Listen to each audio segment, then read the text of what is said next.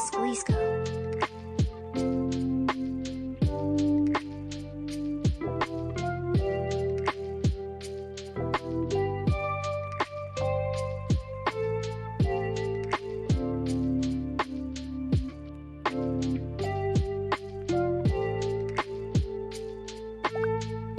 Heck yeah.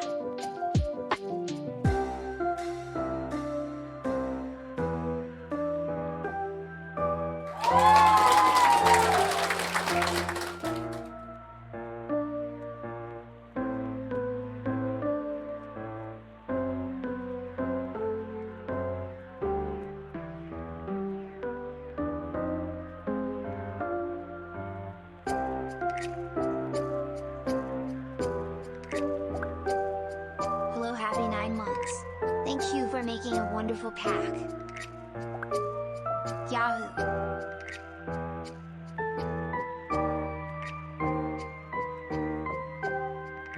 "10 months of great times with Iskall. Here's to our 1-month-old. Finally, we can sleep at night."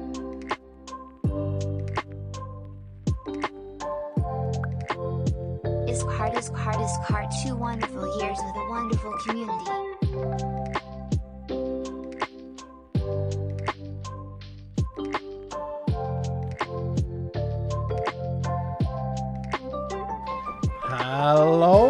Hello. Thank you, Barry, for the raid. What a timing.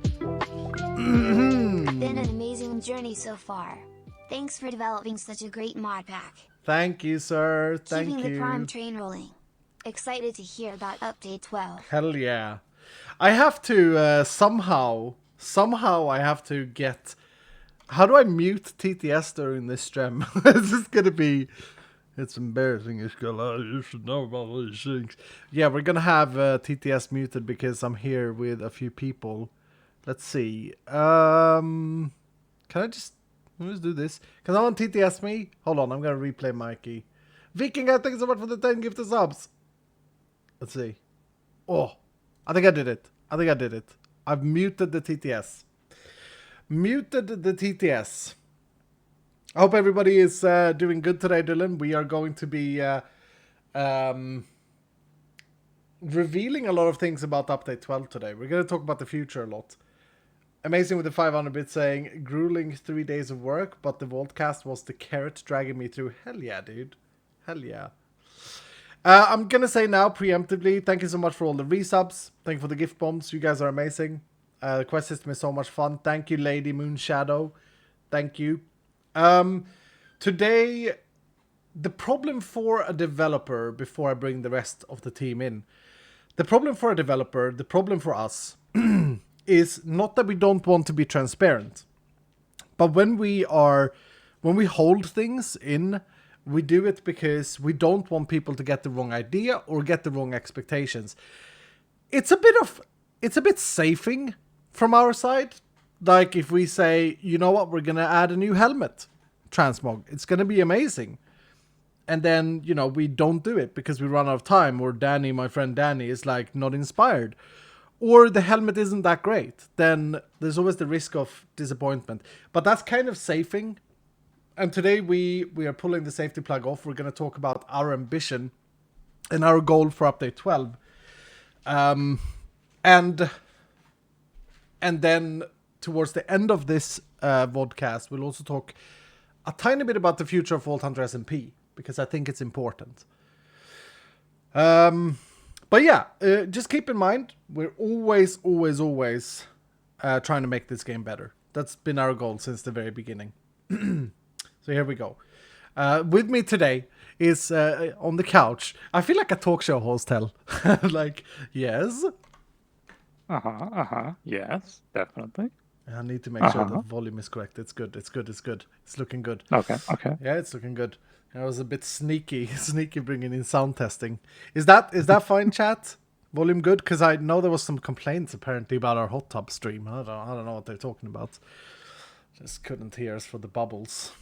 Oh, looks good. Good. All right. How are you? You good? Yeah, I'm pretty good. How about yourself? Yeah, it's been a busy day. When I woke up today, I was like, okay, I'm gonna do a PowerPoint, and then I went for a shower, and I was like, wait, a PowerPoint is gonna be super cringe. so instead we have PowerPoint. yeah, I was like, I can do some drawing. I worked in an office 5 years ago. I remember PowerPoint. It's like a powerful point. But yeah, then I decided no, I'm gonna be called a boomer. That's gonna be, it's gonna be bad. Give us PowerPoint. But I have like some nice slides. Yeah, Nice wall of text. you know, the worst ones are exactly that when you go to a meeting and they prepare a PowerPoint, but it's not actually a PowerPoint. It's just a wall of text. I don't get Yeah, it. they just copied their notes and were like, here, it's a PowerPoint now. And then they've spent all the time on making the transition, the animations, the zooms, the slides, and God. It's good that we're not corporate yet, isn't it? Yeah. I mean, you already had the thought of a PowerPoint, so we're getting there. I guess that's so bad. Okay. I'm gonna just quickly lay out the agenda. We have more from the dev team here, but we're gonna pass the mic when needed later, because otherwise we're just gonna be talking at each other. It would mainly be me and Hell talking. But the things that we're gonna cover today is the current state of update 11. First of all, the update that went out 2 weeks ago now that has a massive game-breaking bug in it, which hopefully, fingers crossed, Barry, our beloved, tested it today, is actually fixed so that we can push to CurseForge tomorrow. I don't know what other tests we can do, Hell. I don't know. Can look at trying to test some things, but yeah, I'll probably sit up tonight and try and break things like I usually do, but that's the current state. It's taken us 2 weeks, Dylan, and I know that a lot of people have been disappointed about that. I've seen the Discord, etc. But it was a pretty, I don't know the technical stuff, but I know that Vutax is a busy man at the moment, and I know that it was a pretty deep-rooted bug, which basically yeeted skill points for people. it definitely wasn't very easy to find out what it is. No, it was hard to also pin down. But the hopes is that everything is now actually working just now, like very fresh out the oven, and that we can patch CurseForge tomorrow with 11.1. Which, I mean, ended up having a bit of features and other things as well. There will be patch notes tomorrow on the webpage for 11.1 or whenever it comes out. After that, we are actually doing 11.2 as well. We're going to stay on the 11 train for a while longer. We're going to stay on the 11 train for a while longer. And I kind of wanted to explain to people, because it may not make sense with our versioning. I mean, doesn't even make sense to us internally, but it's a little bit all over the place. It's a little bit all over the place.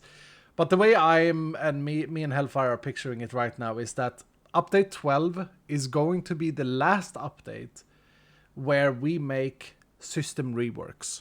And we'll talk more about what a system rework is later. But basically, we want to, in update 12, finalize the systems that we have so that going into update 13 in the future, we're not reworking things. Now, I know in update 9 that I said this will be the last massive overhaul, and then we did the ability power. And trust me, internally, ability power was not agreed like democracy. Iskall just kind of took it and went with it and ran a marathon and said, well, this is what we're doing. But that's an example of a system rework. So for that reason, there is one more thing we want to do in update 11.2, which is, I mean, Hell, you didn't answer me, so I don't actually know if you are okay with this for 11.2, but we have one of our 4 remaining systems that we are reworking for 11.2. Well, Eternals, Relics, God Favors, and Potions. Oh, right, that's not listed here. Oh, okay, yeah. Yeah. So 11.2... Potions. Yeah. So let's talk about that first before we get to update 12, because I think it's important for people to understand. We introduced Vault Potions in, I believe, update 9, maybe? I think 8 or 9. It's been a while. Yeah. They're great. I mean, they do what the tins say. They heal you, and you can add modifiers to them. But Mm-hmm.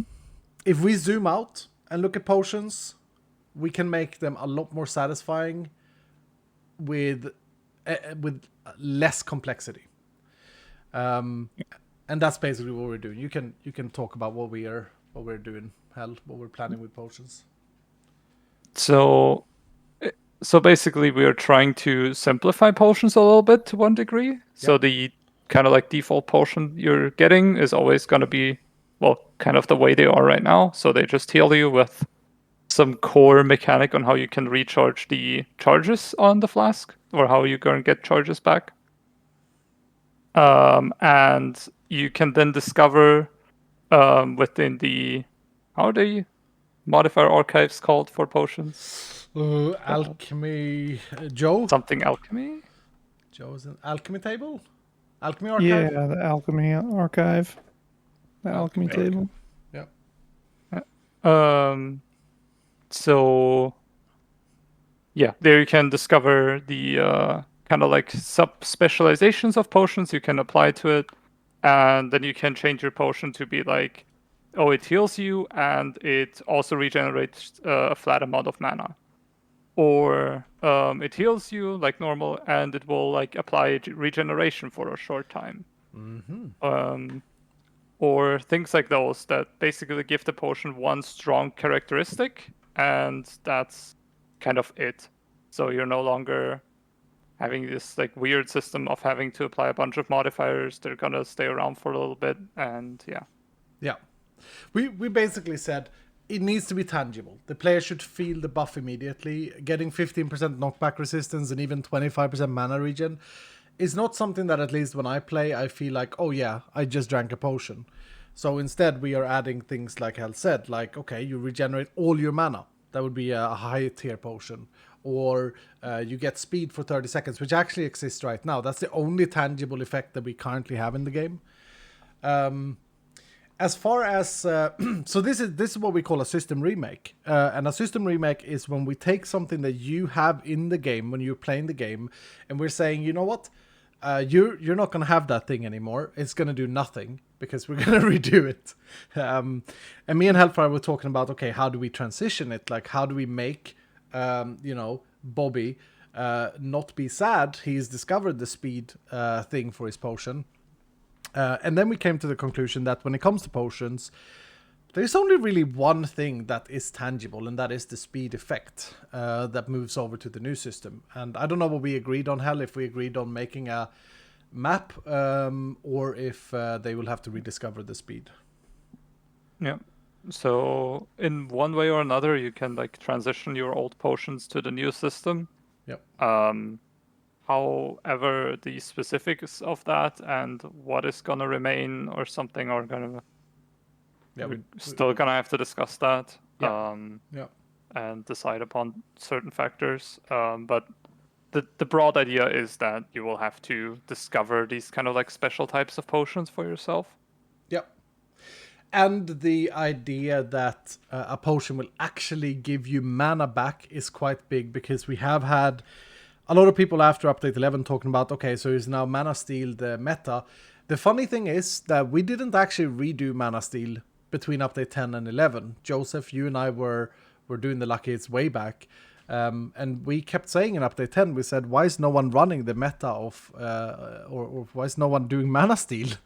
But it existed in update 10, and then I showcased it in update 11, and it's now become, if you look at Reddit and you look at Discord, it's like, oh, this is how you regenerate mana now. But with potions giving you like mana from drinking them, we then have three very unique systems. We have the passive regen, which should be the slowest, but something that you can build up over time. We have the active system, which is chance-based, and then you have the potion system, which can be extended on with the talent Prudent that we have in the game at the moment. So I think when it comes to mana, it is something that's very difficult to balance. I think that we are in a good state after the potion rework. There was also a good question of like what the research is actually going to do, like what the higher tier potions are going to do. Yep. And so the higher tier the potion is, the progressively better the like specific type of thing that it will get. Yes. So, for example, the lowest tier of potion is only going to regenerate a small amount of mana, and the higher tier potion, the more mana it will regenerate.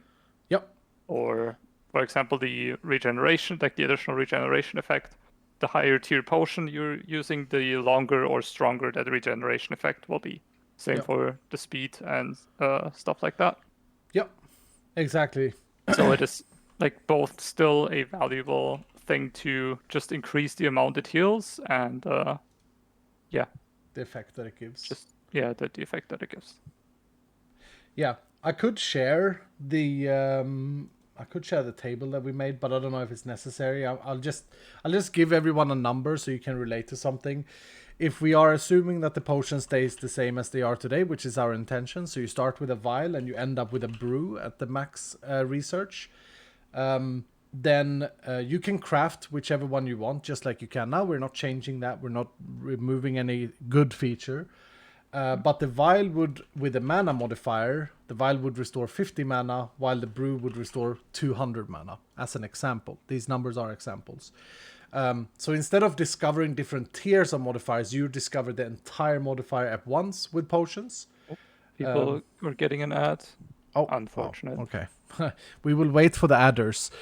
Meanwhile, I will tell the Dylans that are not blebs, that I appreciate you. We appreciate you. Okay? So tell the tell the baby Dylans that a subscription is always good for the channel to avoid ads. There was also the suggestion of a flask type that reduces active cooldowns. Yep. I think we also talked about We that have internally, that. and there We have that in the list, yeah.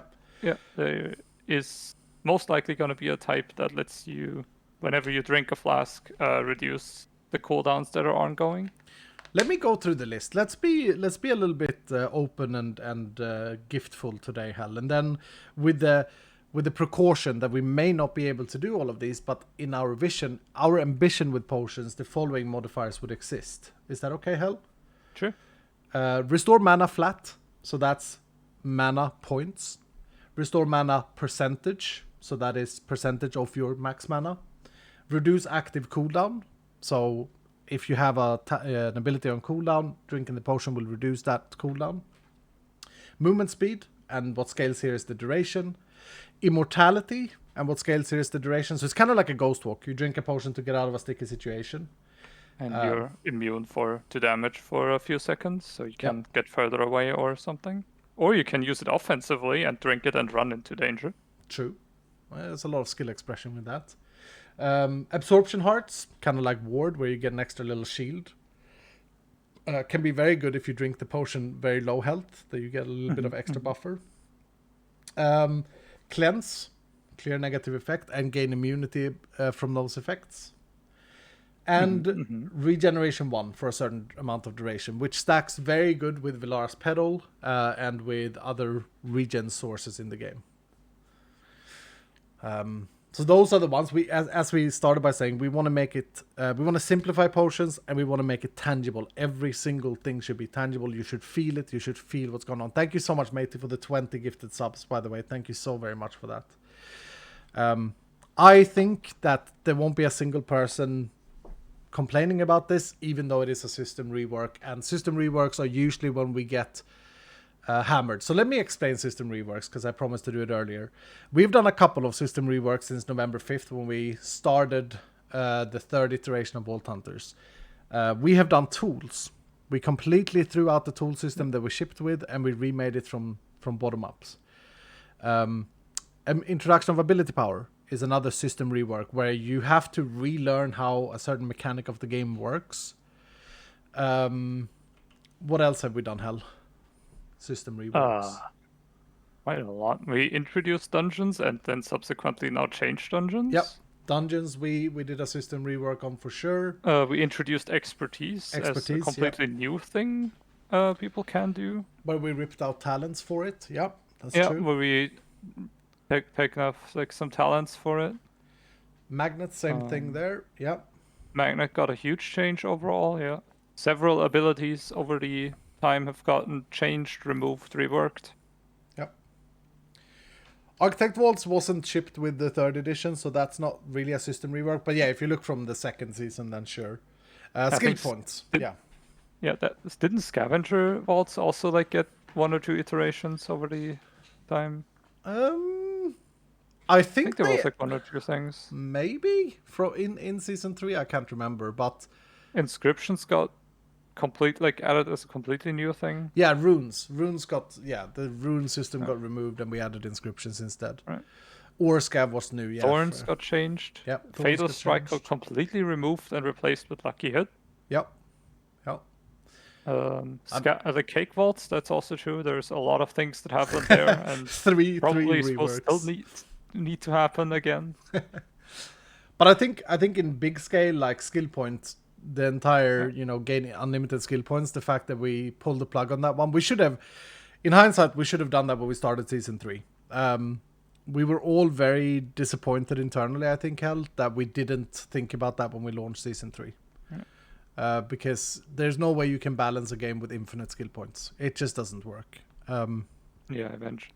Like, the big problem here is always presenting like options and different things you can do. Yeah. And if the solution is just do everything, it gets a bit awkward. And boring, yeah. But I'm seeing the community is thriving. I think that people eventually get over the fear of change and then they start liking the new systems. I don't think we've done anything that's like completely just terrible. But with that said, I mean, we make mistakes. We make mistakes all the time, and then we'll have to pull back and redo things, and that's fine. Let's wrap on the update 11 stuff. So expect update 11.1 hopefully tomorrow on CurseForge, everyone. Very exciting. You can run dungeons without getting screwed by the difficulty because there's a massive bug, and the skill point bug is also fixed. That also contains new values for offhands, wands, idols, and shields. I knew that I'd have to do that. I needed to see data on how wands did, and I've seen all the issues. And then expect 11.2 as the next update, where we redo the system for potions. And there's another thing. We are also redoing the loot tables inside the vaults. A little bit of a change to random things you get from chests. Yes, and this may sound like a negative thing and people may get scared, but we're not actually removing any of the good stuff you find, but we are gonna redo the garbage that you get in vaults. We're talking scaffolding like and the bad stuff. Yeah. We're gonna redo it so that early game becomes a little bit more of a nice feel. Vault junk, yes. That's for update 11.2 as well. Joe has been working really hard on that the past few days, haven't you, Joe? Together with a few people. Yep. Yeah, I've been working quite hard on it. Me and Sunny. Are you excited? I'm very excited. I think this is going to be a very good change. Yep. I've never seen people more excited about garbage. The whole base idea, I'm just gonna out it because I realized that I've said this before, and some people know and other people don't. Basically, we're taking out all of the garbage from a loot table. I'm gonna show you here on screen. So on the wooden chest, for example, we're taking out things like books, bread, sticks, scaffolding, torches, and we're replacing it with items that are decorative items or food, or in other way have function, but that all have soul value. So if you don't want any of it and don't want to decorate your base, like for example H-bomb, you can still decide to just smelt it all into soul shards. Yeah. Sticks as fuel is what people use. That's funny. Can you use scaffolding as fuel? You can. Oh no! Oh no! The fuel source is gone. Oh no! Well, we'll just make one a smeltable item, I suppose. I don't know. I don't know. We're just gonna make driftwood smeltable. Does driftwood have like a fuel? Maybe, but people are not gonna smelt no, that doesn't. But people are not gonna smelt driftwood, are they? They're gonna be like, not my driftwood. Oh. Maybe. Scaffolding is great if you use frame mod. Yeah, a few of these items do have use. Like iron nuggets do have use. You don't have to make an iron farm. Gold nuggets, you don't have to make a gold farm. But the point of Vault Hunts is kind of to incentivize that you build these farms. Therefore, these items are bad in the chest. They were just fillers. And with Vault Junk, we give you soul shards instead. So it'll be fine. This chat, man, they're just sad. Oh, Vault Coal? Vault Coal, yeah. Just add Vault in front of it and it becomes better. We got a question, will we leave Diamond Nuggets? We will. I should say, Seki and Dowski are in this call. Hello, Seki and Dowski. And they are tracking chat right now and hopefully writing down some good questions, and we'll take that at the end of everything. So there will be a question sitting where we'll get some questions from chat. Yeah.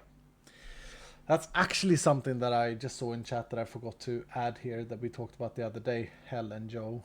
Do you guys remember if Coal? The Vault Coal. I'm adding it there if you can see the internal document we have. Oh, I see. You added Vault Coal. Yeah, Vault Coal. It's important. Okay. So let's move to update 12. With the knowledge that potions are going to change, everyone, the remaining systems that we are intending to rework are... Here we go. This is rework, not add. Rework. Eternals. Dun, dun, dun. Yep. We have committed to rework Eternals for update 12. It's going to be a big change. For sure. Yeah.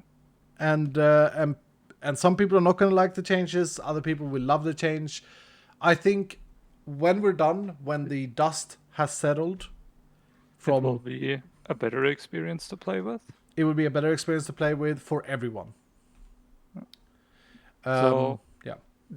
So Eternals came like a little bit from a weird place. They were like mainly for streamers and to like then spend a lot of time with their individual like contributors.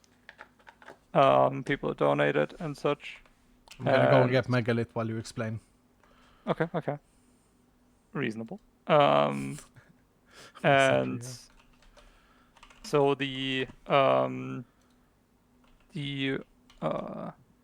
God damn it, you confused me. Sorry. Yeah, it came from it being a stream pack. Right. And so a lot of the focus was on, I guess, like just maintenance or spending a lot of time with the individual Eternal, like leveling them up, giving them like food, giving them gear, choosing their stats. Then I think later in season 2 we introduced like the Eternal auras, so they had like special effects they did. They gave you potion effects or did some other like taunt mobs, I think. Yep.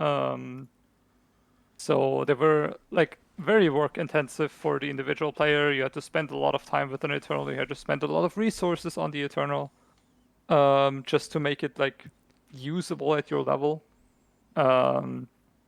And so there is two parts to this. There is the cosmetic side, so where you can give the Eternal like custom armor, gear them out, choose who it is, like via name. And there is the mechanical part where they get their stats, so their damage, their health, their movement speed, potentially an aura, or like some ability they can do. And we want to keep the cosmetic bit, but we want to heavily reduce the maintenance of leveling them up or stuff like that. Yep. So we are, in a large part, removing parts of that or shifting that more to vault gear. Yep. Oh, that was a lot of subs. Wow, thank you, Megalith. Thank you so much, Megalith. 50 gifted subs. Look at this. Woo. Look at this man's... So basically what Hell is saying is that our plan right now is that individual stats for Eternals goes away completely. You won't need to make cryo chambers and make Eternals because they will be summons, but you can make them and your summons will become your Eternals visually. But the Eternals will level up with you. You won't need to store your burgers anymore. I know that's a very weird mechanic. People are hoarding their burgers, not daring to eat them. Go ahead, eat your burgers, level up. You won't need to feed Eternals burgers.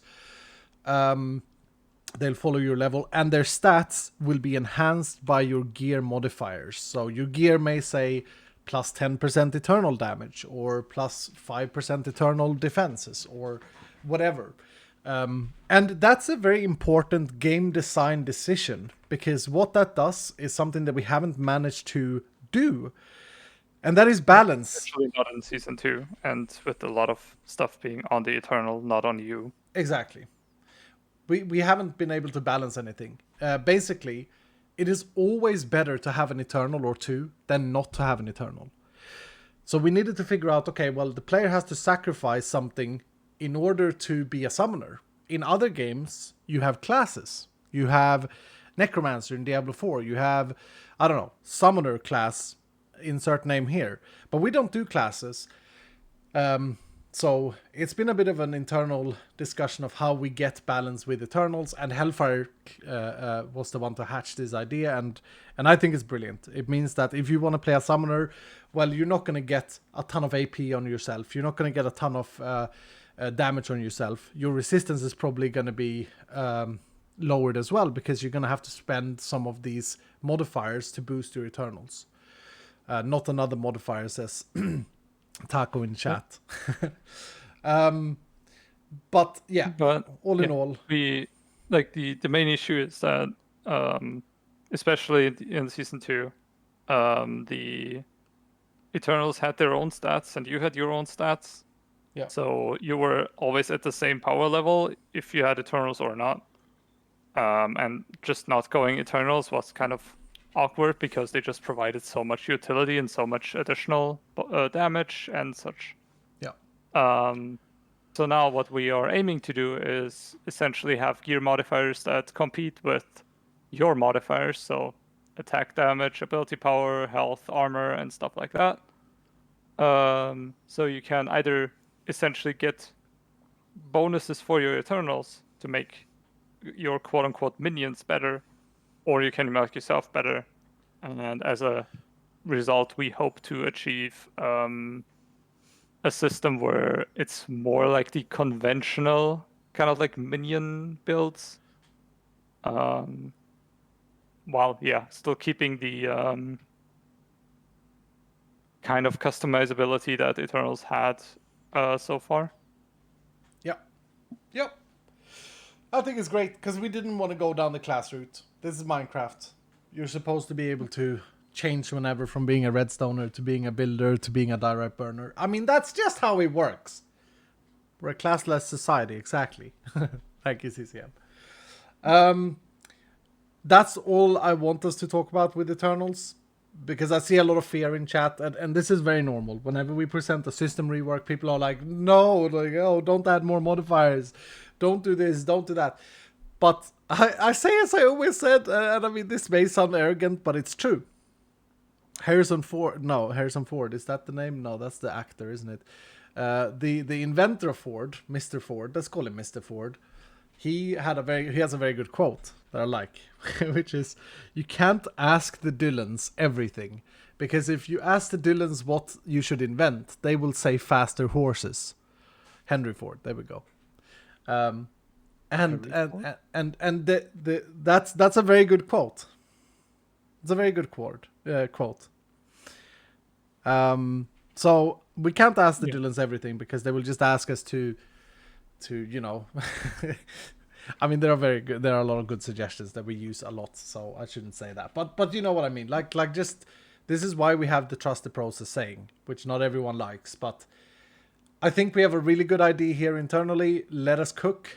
Let us make it. There's going to be some people who hate change. That's fine. When the smoke settles, when the dust settles, it's going to be a much better system. We already adjusted platings. Don't start a plate riot now. Yeah, we adjusted platings, Ari. Just go loot more. This is, you know why Ari, okay, now I'm going to out Ari since he's here. He's playing RuneScape. He's having us on the other screen. He's sitting there, he's laughing. He's like, all right, mate, you see what they do with these turtles, me beloved. I need more platings. Here we go. But the problem with Barry, I've been watching him. The man doesn't loot wooden chests. And where does platings come from? Wooden chests, mainly. But he doesn't loot them. So, I mean, yeah, he's going to have no wooden chests, no platings. We should change that 7TV emote to like a wooden chest and a cross, and that's for Ares chat. Oof. Alright, so that's Eternals. The next system rework that's coming in update 12, and this is also something where people are going to go like, no, at first, is relics. Yeah. We're throwing them out, hell. We're throwing out the entire system. Here we go. I mean, at least as it stands. Yeah. We're throwing them out. They're gone. They're ditch. So what we are changing, relics in some way or form are still gonna exist. They're just different. You can still collect them in a way. And so what, like the main issue we had, and we wanted to add more relics for a while, or like more relic sets. But the issue we faced was, well, every relic set adds 30 more seconds, and so we don't want to have an exceeding amount of minutes in a vault where you're ending up entering a vault and you're spending there like you have an hour of time. And the other side was that when we add more sets, the individual relic becomes more and more rare. So all of a sudden you're sitting there having to like, oh, I need these 3 relics to finish these 3 sets. And I'm gonna have to find the 3 out of 200 relics. And yeah, that's gonna be a challenge to get. So what we are doing is we're doing away with the idea of relic sets. And essentially, relics are going to be single items. So don't think about relics in the term, like in the way they work right now. They're just like one relic, quote unquote, set is one individual item. And you're going to have to, let's say, find a cupcake 5 times. And then you can turn it in for a reward that the relic by itself already states. And the reward of that, well, is going to be displayed on the item. And for example, it can be, oh, find 5 of this relic to turn in for, let's say, 10 vault currency. And you're going to get, well, either 10 vault bronze or 10 vault silver, 10 vault gold, or 10 vault platinum. Or you can turn in an X amount of a relic to get 2 times of a gilded chest reward. Or completely wild and random things. So if you want like a knowledge item, so you can get knowledge dust or a knowledge star completely, like as a whole reward. Or let's say find 12 of this one relic, and every time you complete the 12 and turn them in, you will get a sword with a guaranteed legendary chaining roll. Yeah. As an example. So there can be a lot of like random, very powerful or very rubbish rewards. And this is kind of the system we are aiming to. Yeah, it's kind of like a bounty system. Yeah. Where you can say like, oh, I found 2 out of this, like 2 of this relic, and I'm gonna have to find 10 to complete the quote unquote set and get the reward for that relic. Mm-hmm. Additionally, while we are now adding this for update 12, or we are trying to add it for update 12, people who sign up for the Vault Hunters Patreon get a chance to design their own relic. So you could design name and the item art, or suggest the item art if you don't want to come up with it yourself. What the reward could be and the potential flavor text. Yep. And then your relic might end up in the game. Yep. Very excited. Does this mean that the time in Vault will be limited to 25 minutes, Zangi? Ultimately, I'm gonna say the hard thing. Ultimately, we aim to make it that way. Yes, we do not think it's a balance issue. We do not think that a vault should, without fruit. We are not talking about fruit here. Without fruit, we don't think that a vault or catalysts. We don't think a vault should be longer than 25 minutes. Yes. We also think that for a new player, it's an extremely weird system to get into. I don't know how many times I've heard my friends in real life say, when I ask them to play Vault Hunters, force them to play Vault Hunters, what is this relic? I found this pickaxe, I can't use it. I found this chest plate, I can't use it. Hourglass is a trinket that works to extend time. Yes, all of the time extenders that we have at the moment remains, but relics do not, is our plan. 30 is a better number. We disagree to that. We think that 25 is maybe even too high, but we're at 25 minutes. That's where we're at. And of course, other things... In the context, I want to just throw in the context of time. I do want to say that a lot of it is set up right now to be 25 minutes. Yeah. So consider like, okay, let's say we don't want it to be 25 minutes. We can just make it 15 minutes. Well, then maybe the individual chests can be more valuable because you have less time overall. The crystal might not be as expensive to make because it's not going to reward that much time in the vault. Yeah. So there's definitely like considerations where we can make a shorter amount of time be equally valuable as 25 minutes. Yeah. But that is a future discussion. That's a future discussion, absolutely. We think that right now 25 minutes is a good number. And as Hell said, it's important to understand that everything is balanced around those 25 minutes. Anything less than that is seen as a negative. Anything more should be seen as a positive. But because of the relic system we have, it is now assumed that every player has whatever it gives. I don't even know. I'm lead developer and designer of this game, and I don't know how much time you get. Well, half a minute for every completed half set. A minute, and we have how many sets? 10. So I don't know, but yeah. So that's the goal. Let's not get hung up over the 25 minutes. I see rioting in chat of us lowering it. We're not lowering 25 minutes. We're saying that relics should not extend the time. Now, a lot of people said, what about lemons? What about smelting relics and getting us lemons? Well, of course, there will be other sources that will net you the same amount or maybe even more lemons than what we have at the here's moment. A weird statement.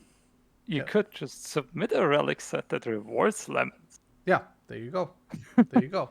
There will definitely be a relic set that rewards lemons. I mean, there's probably going to be a relic set that rewards some time extending fruit. Yeah. I can imagine. Yeah. What about Pog Gems percentage in Vault? I still have no Pog and I'm level 18. Bro, level 18 is very early game, dude. But yeah, you'll get there. You'll get there with the Pogs. Anyway, so relics we're redoing. People are also wondering, what about my pedestals? What about my collection, my little room that I built? I don't think we've decided on what happens. I think that the old ones might just as well stay as a decorative, but I don't know how it functions. So we'll see. We can probably leave the old ones, like the relic statues, to remain as a decorative. Yeah. But the relics themselves might be then smeltable into soul value, like soul dust. Yeah. But the exact specifications on that, I am not, like, we haven't really discussed yet.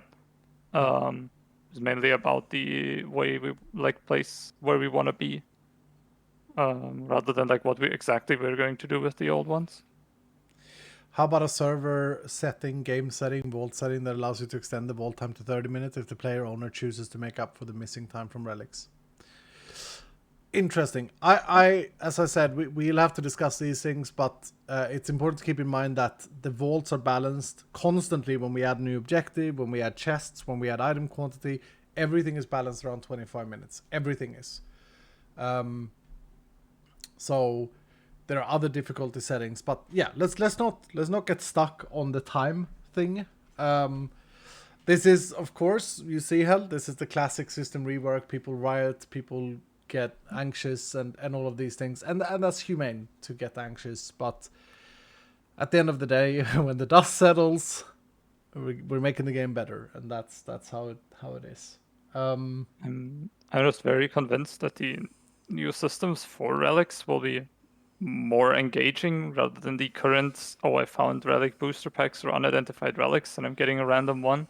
Yeah, definitely. With, I guess, like, quote unquote, enough knowledge, you might be able to influence a little bit which relics you're going to get. So you can definitely focus down on trying to get specific relics more often than other ones to potentially aim for specific rewards from them. Yep. So it's a much more Approachable. how should I phrase this?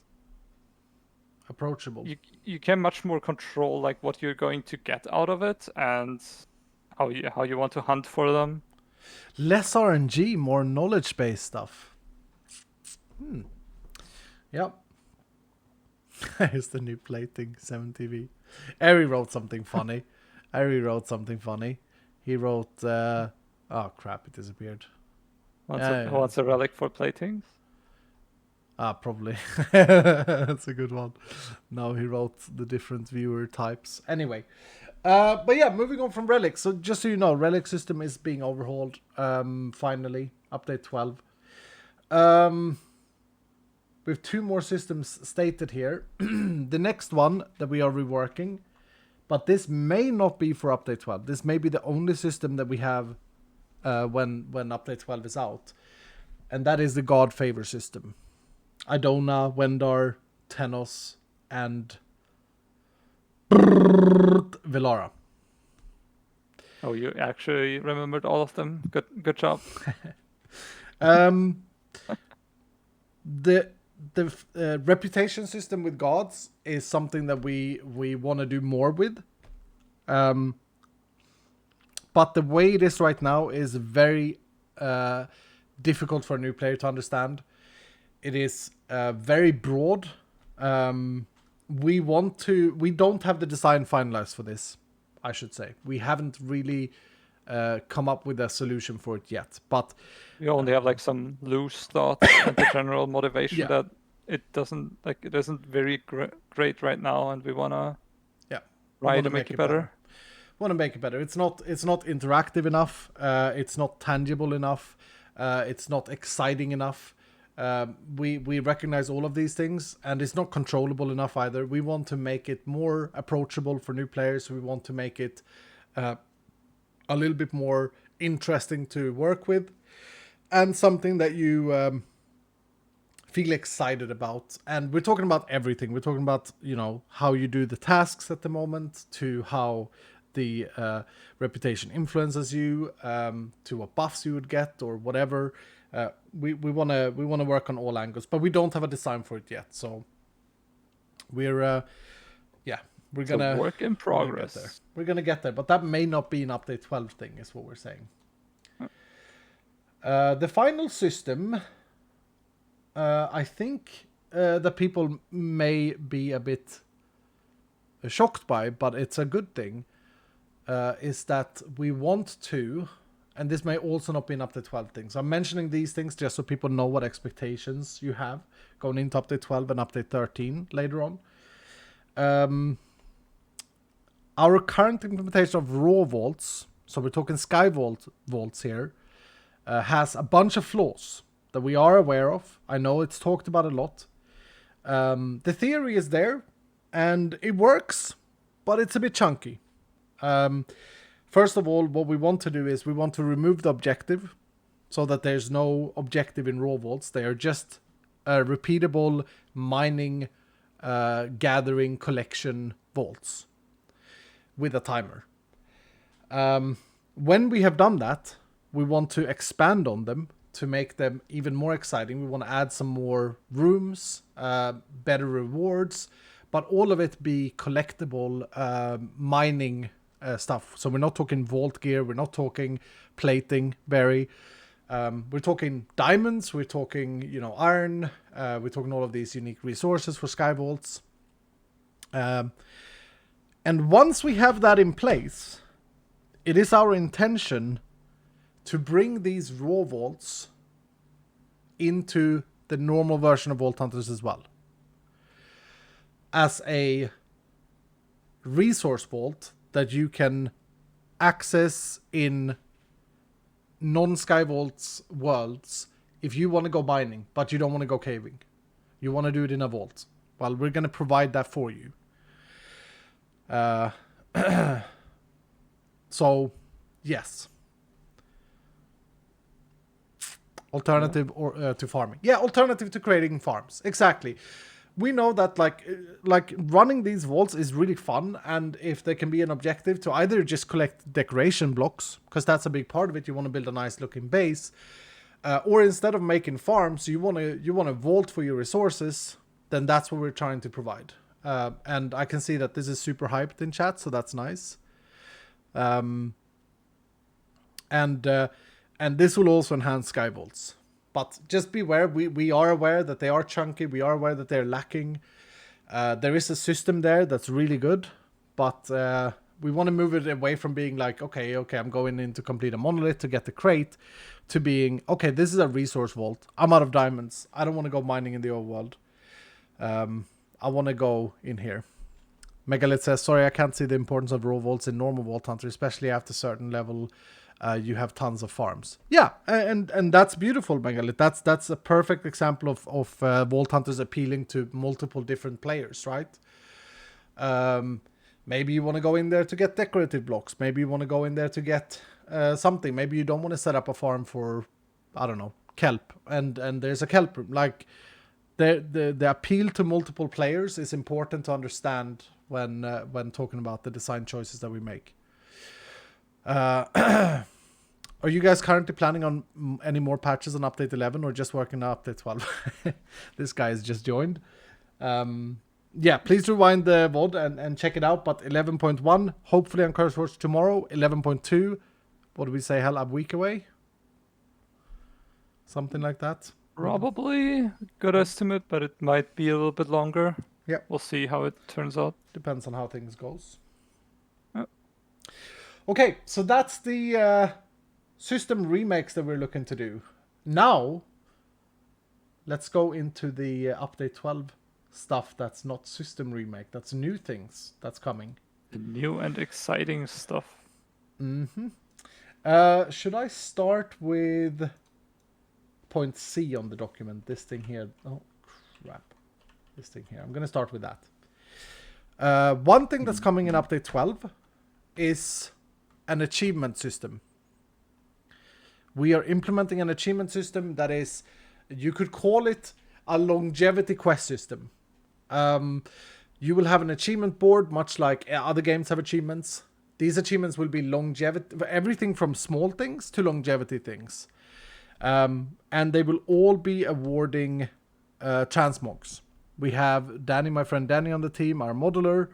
Other people do models as well. Joe has done a bunch of models. Sunny has done a bunch of models. These people are going to be doing models, specifically transmogs for the achievements. We have a bunch of things already in game that are just hidden right now behind the old note system. We're moving away from that and making everything visible to you as a player so that you can, instead of going on the Googles and searching it up, you can read the achievement, and while it may not say exactly what you need to do, it will point you in the correct direction. With other things that are progress based, like for example, kill 100,000 horde mobs in vaults, you will have a progression bar that shows you your progression towards the goal of that achievement. So this is to incentivize goals so that everyone has different goals to work towards. Because there are so many, there will be so many different achievements, there should be something that suits everyone. Transmogs is a perfect fun thing to award this, because it's basically a personal goal to complete achievements in games. You get the badge and everything like that, and transmogs are fun. I mean, I think at least I love skins and stuff like that in games. So yeah, There will be a few Easter eggs that may not be listed as achievements, or that may be listed but just have like, I don't know, the runic alphabet text or something like that, because Hellfire specifically loves Easter eggs. And yeah, Jimothy is working hard on this right now. For update 12, I'm very excited about it. So a full new graphical interface with achievements that you can complete or not complete or do whatever you want with. I'm excited about for update 12. I don't know why I put it in the order I put it in, because I think that the end game content stuff should come last here. I mean, I don't know. You put up that order. I know. I'm bad at organizing. Don't come to me like, You know complaining this. about how this is ordered. Achievements, by the way, just so we are clear, can be something that you can complete actually in 1 or 2 vaults, or something that requires 1,000 vaults to complete. We're talking the entire scope. As a casual gamer, you may not complete every achievement, but there are achievements that fits everyone. So that's coming in update 12, achievement system. Another thing that's coming in update 12, and this is a favorite of mine, is unique items.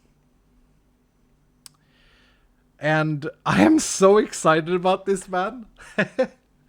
Because I think... You are. I know Hellfire doesn't really love this so much, but he's turning. He's had some good points. We've made some adjustments, and I think he's okay with it now. I hope you are, Hell. But both me and Hell and everyone else on the team love the idea of chase items in games like this. Things that you want to find, things that you know that you can find. And basically what unique items is a new rarity. Alongside Scrappy, Common, Rare, Epic, Omega. The rarity of these would be somewhat similar to Trinkets. And so what is a unique item? Well, a unique item can be anything that you can imagine that uses the affix system that we have. And by that I mean that a unique item will never have more than 6 affixes. It will never be best in slot. This is very important. It will never be best in slot. It will be best niche in slot. Let me give you an example of an item that we thought about. If I can find them. God dang it, I should have had this open. Are you looking up the cursed old? Yeah, the old ones. Here we go. But just because I saw Barry in chat. So, an example of a unique item could be Pacifist Sandals. It's a boots item. And the affixes is plus movement speed, which cannot roll as a prefix or suffix on normal boots, plus mana regeneration, and plus cooldown reduction. But that's it. It might even give you minus health, but I think we discussed that we didn't want to do negative modifiers since then. So the idea is that they have a set affix set, and these affixes are not rerollable. But it's the only way to get movement speed boots outside the implicit in the game. So that's what a unique item is, as an example. And as I mentioned very quickly there, unique items would not be rerollable. They would roll random ranges. They would roll within, a min-max. So you can find one unique pacifist sandals that's better than another unique pacifist sandals. They will also level scale. So they would also go... at level 20, if you find the pacifist sandals, they will not be as good as level 80 pacifist sandals. But you can't re-roll the affixes. You have to go with what you get. But on the contrary, it's going to be a unique item, which means that it doesn't respect the rule set of prefixes and suffixes. We've talked about many things, but we have since changed this a little bit. But as an example, you might get an item that has item quantity on both its prefix and its suffix. Love this for trading gear. Yeah, it's a collectible thing. That's the other thing. This provides a collectible thing for people. People may want to collect all the unique items in the game, and then they can do so. You can't reroll any affixes? No. Both me and Hell agrees that many games does this wrong. Many games say, here are unique items. These are the best items in the game. Period. We think that's a bad system. It was basically a lot. like a lot of this was also the case in like Diablo 3, Mhm. where essentially if you weren't wearing a unique item or a set item and then higher like tiers of these uniques, whatever, you did something wrong, and that is definitely not where this is aimed towards. No. It is like, hey, this item is like the best for this niche thing, but as people said, like we want like negative modifiers and stuff. The absence of a modifier can also be negative. Like, Yep. if it just doesn't have health or doesn't have any defenses, then that's also just bad in its own sense because, well, maybe you need additional defenses because you want it on, like, you don't have defenses on other pieces. Yep. And all of a sudden you end up having to adjust for this unique item that provides the bonuses you're looking for, or just better bonuses. Yep.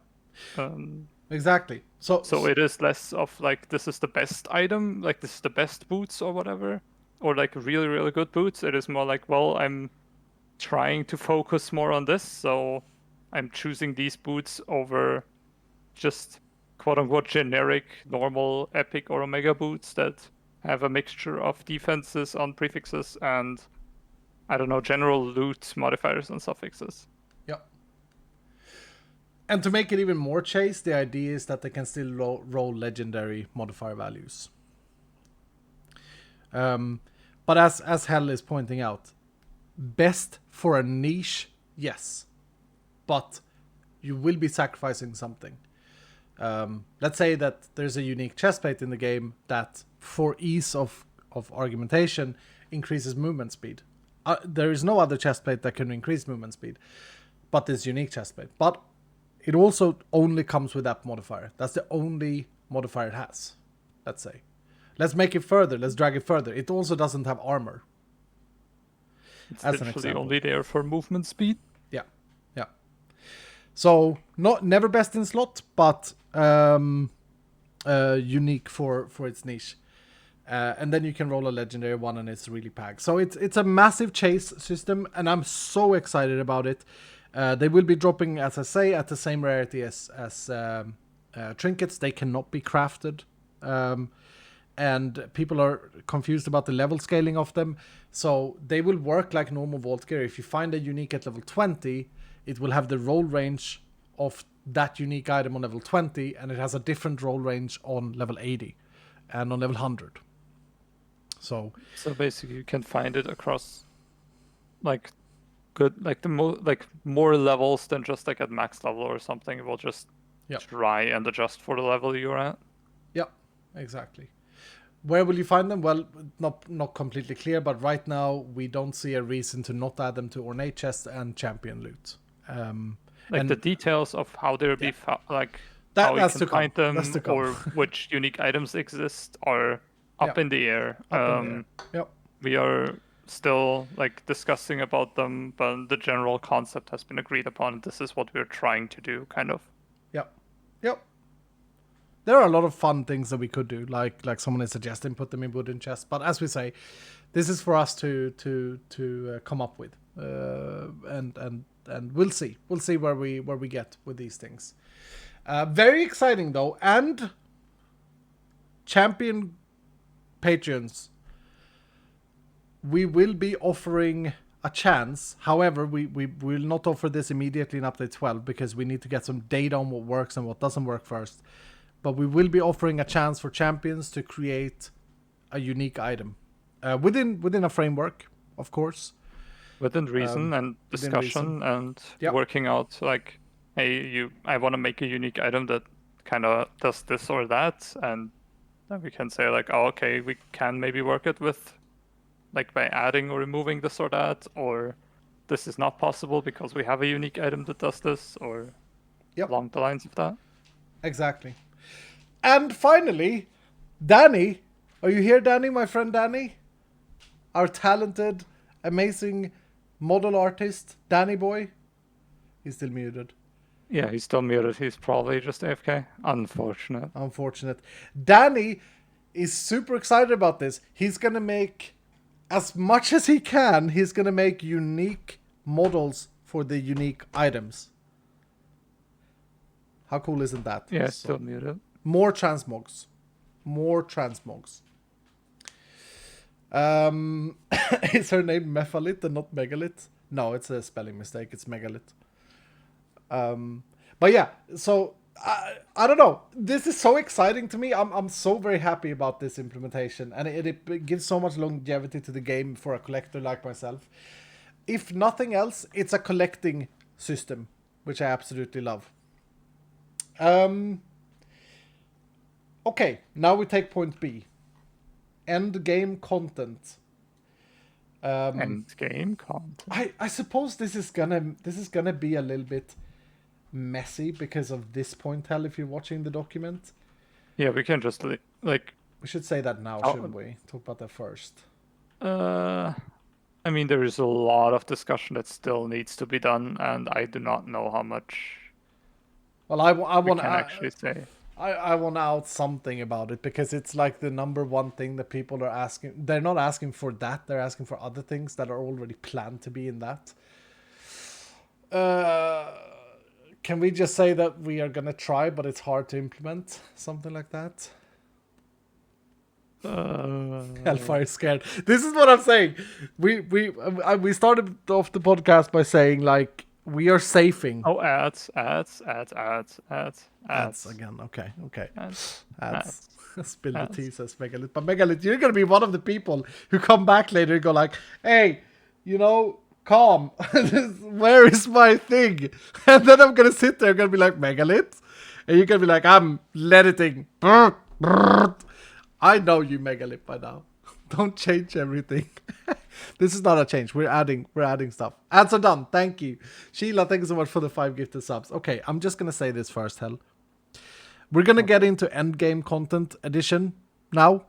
So we're going to talk about our plan for the endgame content.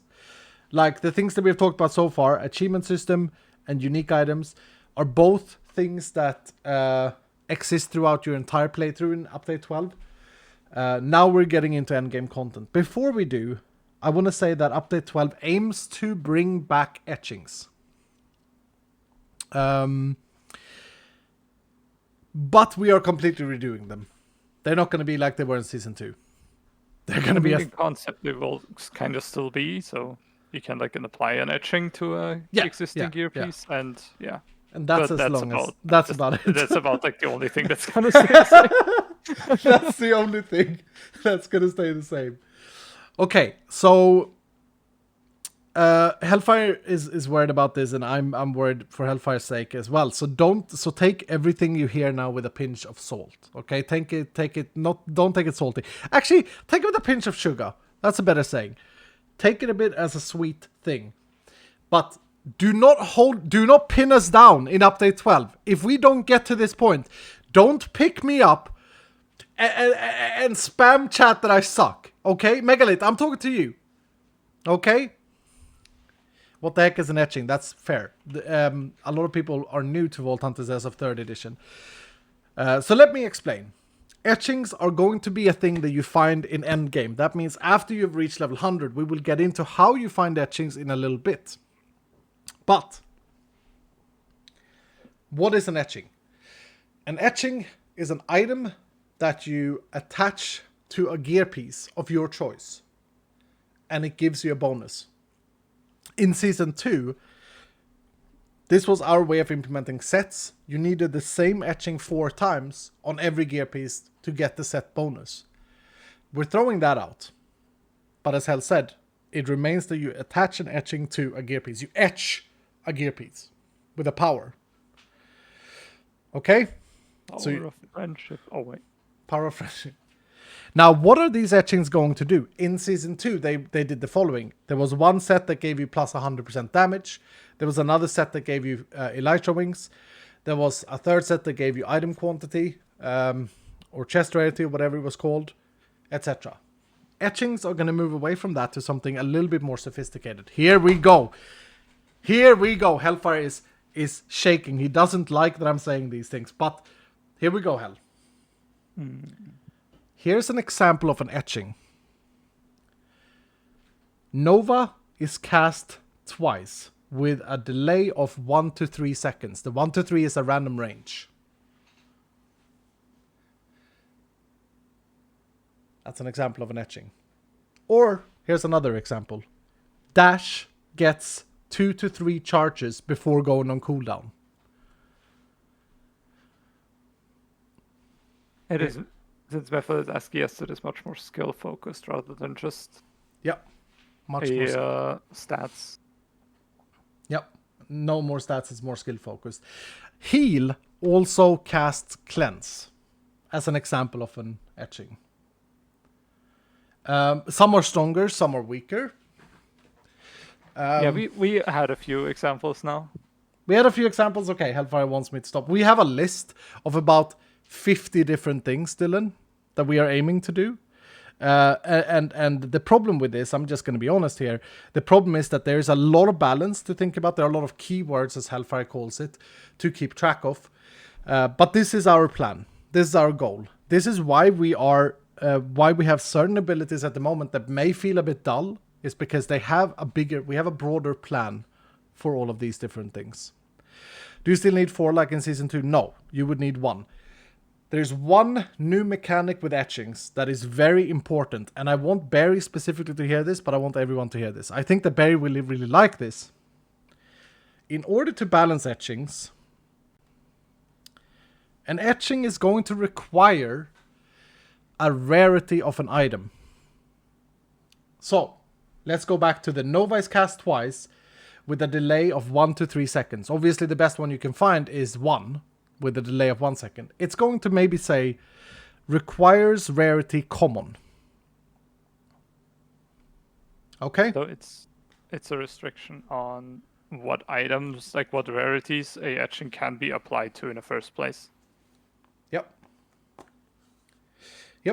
So all of a sudden you have a reason to find that common legendary chestplate, for example.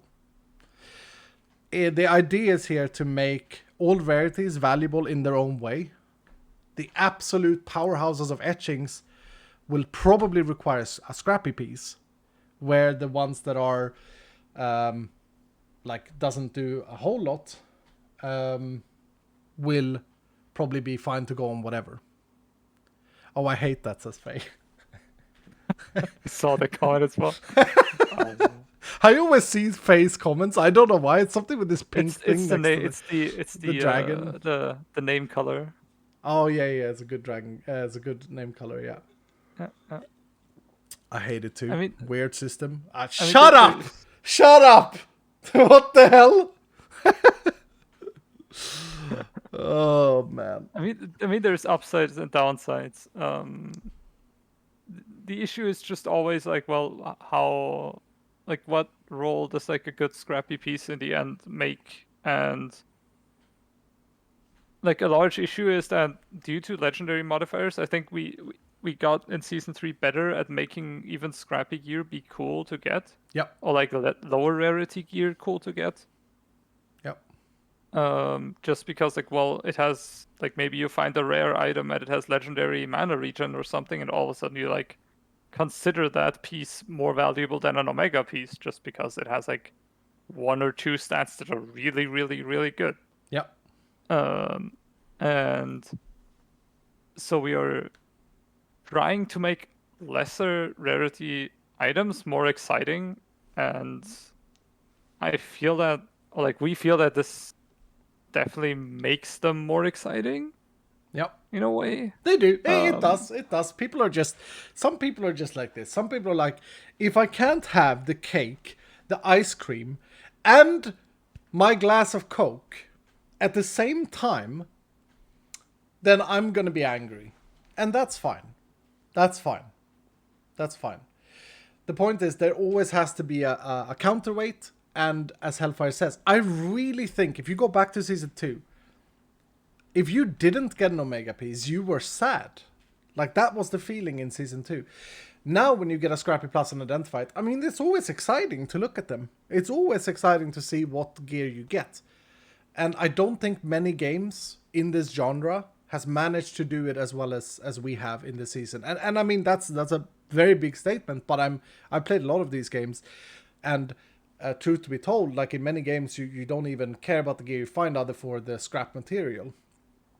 Sure, we have things to work on, but Legendary modifiers are fantastic in that sense. And with Etchings having a target pool, like max rarity they can go on, or specific rarity they can go on, or however we want to do it, with the power they provide, it's going to be very interesting and present a ton of different build ideas that people are going to create. I see a lot of ideas for Etchings already in chat, but and that's great. We have thought of a lot of them that may completely change your gameplay. I just wanna give one more etching example, just so you understand how broad we are looking when we're looking at this. We may have an etching that says every poisoned mob within a range of 48, on the poison tick you will regenerate 1 mana, or 2 mana, or 3 mana.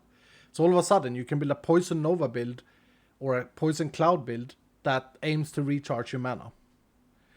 That's how broad we are going, and I think that's important to understand before you think that, oh, I can't put all of them on my Omega gear, because the whole idea is that it's a trade-off. It's a trade-off based on your playstyle, based on the excitement of playing, and more importantly, it provides you with so many different opportunities to reach a satisfying level of playing the game. Which I think already in Update 11 we broadened, abilities, and now we're saying, okay, these abilities we're gonna take and we're gonna spread them out. Okay, so you have a Javelin Scatter build, or you have a Javelin Scatter Conduct Frostbite build. Well, here's a way to make that build specifically in direction A or direction B. It's variety in its core. Now I'm in variety is the spice. Yes, Big D. Yes, sir. Yes, sir. We got a lot of these, and I want to shout out also Joe, who's worked really hard on these ideas as well. Joe, are you excited? I think this is probably my thing I'm most excited about. Like, we were playing Diablo and coming up with just more and more and more etching ideas and just pegging off. Like, I think this is going to be extremely fun, have so many new build varieties and everything with it. Frost Nova heals the player with 1 hit point per mob hit. All of a sudden, Frost Nova is a heal. It's a skillful heal. Yeah, I agree. It's very exciting. Very exciting. I'm glad. But and it's important that what Hellfire says here goes through, because this is a lot of keywords. This is a lot of work to get right. This is a lot of work to get working. So we're going to do our best. In Update 12, we hope to at least have a base of etchings that we can expand upon in the future. Dash leaves a decoy that taunts mode 5 seconds. Lacko with a brilliant idea. Like, that's exactly the type of things we're looking at. Like we're looking at things that are just diversifies the game even more. Okay.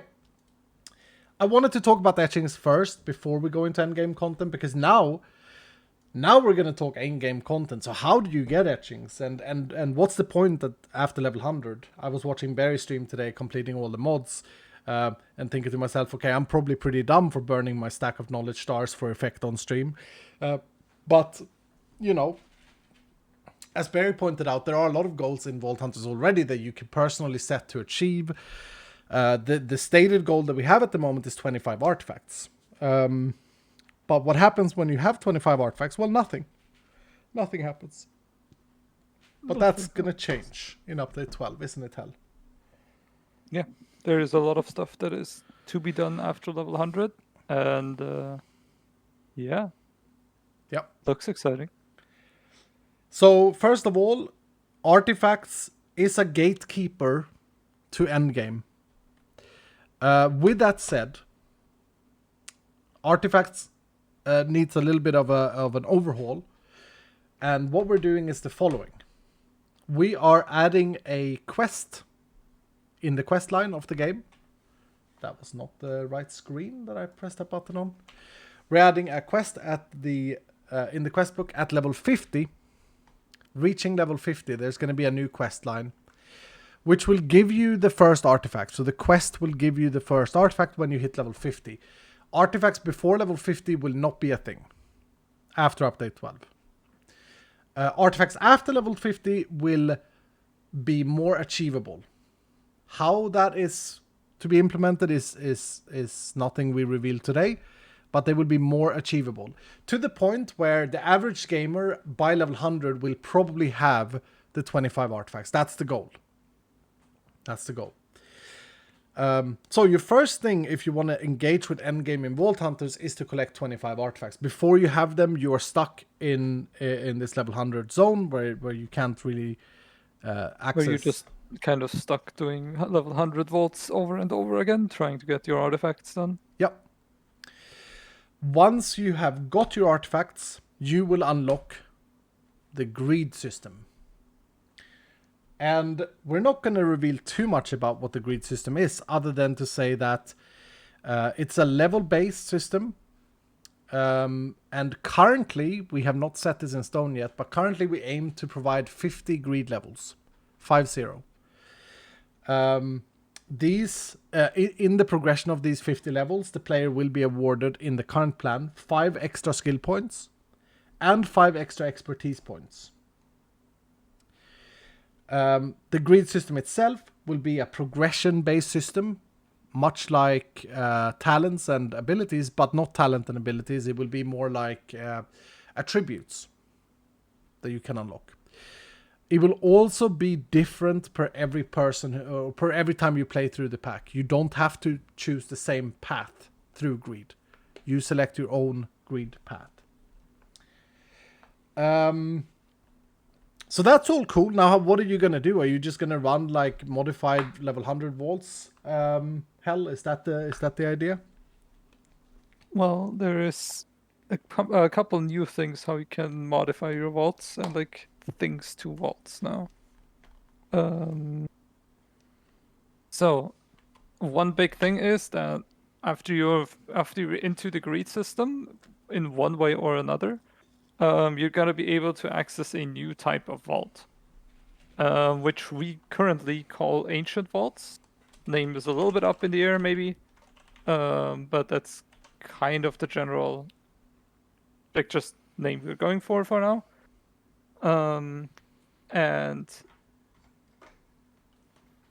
do you mean ancient vault kick W? The stream delay. The stream delay is just like why is there an ancient vault kick W? No, I just wrote it out so that they heard what you said. Oh, ancient vault. am I that quiet? No, you're not quiet. No, you're not quiet. You're good. Okay. You're good. The Vietnam War flashbacks. Anyway, don't think about like ancient vaults like the way like the ancient eternal vaults used to be. Basically, it is a shorter time than normal vaults, like the way they are now. And I do not know what you mean at this point. Objective tied to vault. It's just like a special objective for that vault? It's a special objective, yeah. It's a special objective. You know more about that objective than I do. So the objective that we are going for is we're trying to tie up together the previous the objectives that we currently have into one objective. So basically, it's not fully fleshed out yet, but see it this way. An ancient vault is not a vault where you put a seal on. The seal is the ancient vault, making it an ancient vault itself. And the objective is kind of a mix between elixir and boss fight. And these ancient vaults, we are working currently, or Peppa is currently working on developing some really interesting boss fights that you're going to be doing at the end of these vaults. We of course want to make sure that every aspect of the game is respected when you progress through ancient vaults. It would be weird for us to say, okay, well no, you don't need your prismatic tool anymore now. that would be weird. So the goal currently is we want to make everything valuable. Everything from your combat stats to your abilities to your tools. Everything should matter in these ancient vaults. But one thing that we are trying to achieve here is that, as Hellfire said, they are going to be shorter vaults. But that means what we're trying to say with that is we want to make the experience of you running back-to-back ancient vaults faster paced. And the focus is more on the completion of the vault than it is on necessarily what's inside the vaults. But all of this is going to be a little bit tricky to get right, I'm not going to lie, because we, as I say, we don't want to exclude any playstyle, very pacifist. We don't want to exclude any learnings that you've made on your road from 0 to 100. We want to make sure that you feel like, okay, I'm ready for this when it comes. And one very exciting thing, and what makes the game tick in Ancient Vaults, is a tier system. So Yes, hell. yeah, you can, like, when you reach a level 100, when you're into the degree system and you run your first Ancient Vault, that Ancient Vault is basically going to be like tier 0 or tier 1, like the basic tier and the basic kind of like tier you're going to get into. There is going to be a set amount of tiers. I think we agreed on like 15? Yeah, I don't. 15. So there's a set amount of tiers you can like rank up, more or less. Whenever you do a tiered Ancient Vault, you're gonna have a chance to get like the you're gonna be able to get items to upgrade your next Ancient Vault to the same tier or a higher tier. And the idea is, with every increased tier you're getting into, the mobs are gonna be harder. The vault itself is basically gonna be harder. And the boss is going to be harder. Potentially, the objective itself is going to be a little bit harder to complete. But you're also going to get better rewards, which I'm going to focus on in a second. And this goes up and up until tier 15, which is the cap for rewards. And after that, you can continue challenging yourself at higher and higher tiers. So, for example, tier 30, tier 40, tier 50. But the reward will no longer scale any higher. So you have a capstone where once you are comfortable and once you reach tier 15 Ancient Vaults, or like however they're going to be called, that is basically the kind of like peak efficiency what you can do, and you can opt into challenging yourself at higher tiers. Yep. And yeah, see how far you can get. Yep. Very exciting. It's all a personal thing after that. And Hellfire taught me something very interesting when we decided this a while back. I said I wanted to be uncapped, hell. I said I wanted to be, the harder, the better loot, etc. And Hellfire said, no, we need to have a cap. I said, why do we need to have a cap? And he said the following, which is so very true in game design. He said that if there is no completion, quote unquote, where the player knows that I won't get better loot than this, then you're going to be felt left bad when you yourself hit an invisible wall. When you hit that wall at 21 and you're like, oh, I can't complete this Ancient Vault. I'm actually dying, or I'm running out of time, or whatever. Like, this is too difficult for me. I need better gear. I need better skill. I need to like practice or whatever. And that's very true. So we're capping the loot bonuses at 15, but I also said to Elle, I really want the other aspect. I really want that competitive challenging thing where I can tell Barry, I can do a 24, and Barry goes like, 24, mate. I do that hungover on a Saturday morning. You suck. I'm on 31, mate. So Barry is like pagging a 31 one, and then H-Bomb comes in. He's like, what's up, guys? I'm a 45. Where there is this little competitive feel, if not for your friends, for yourself. A little bit of a high score arcade sort of feel. So we're getting both, which is very exciting. Back to Hell. Yeah. Don't be mistaken. The individual tiers aren't going to be like, oh, it does like 2% more damage or something like that. The individual tiers are noticeable. And yes, yeah, you're going to be like, oh, do I really want to do a tier 4 or am I going to stick to my tier 3? Yeah. And so the idea is whenever you actually get into the vault, you're going to get definitely enough tier upgrade items, however they're going to look like, out of it to consistently stay at that tier if you're comfortable at that tier. Yep. It's a choice for the player as well. Yeah.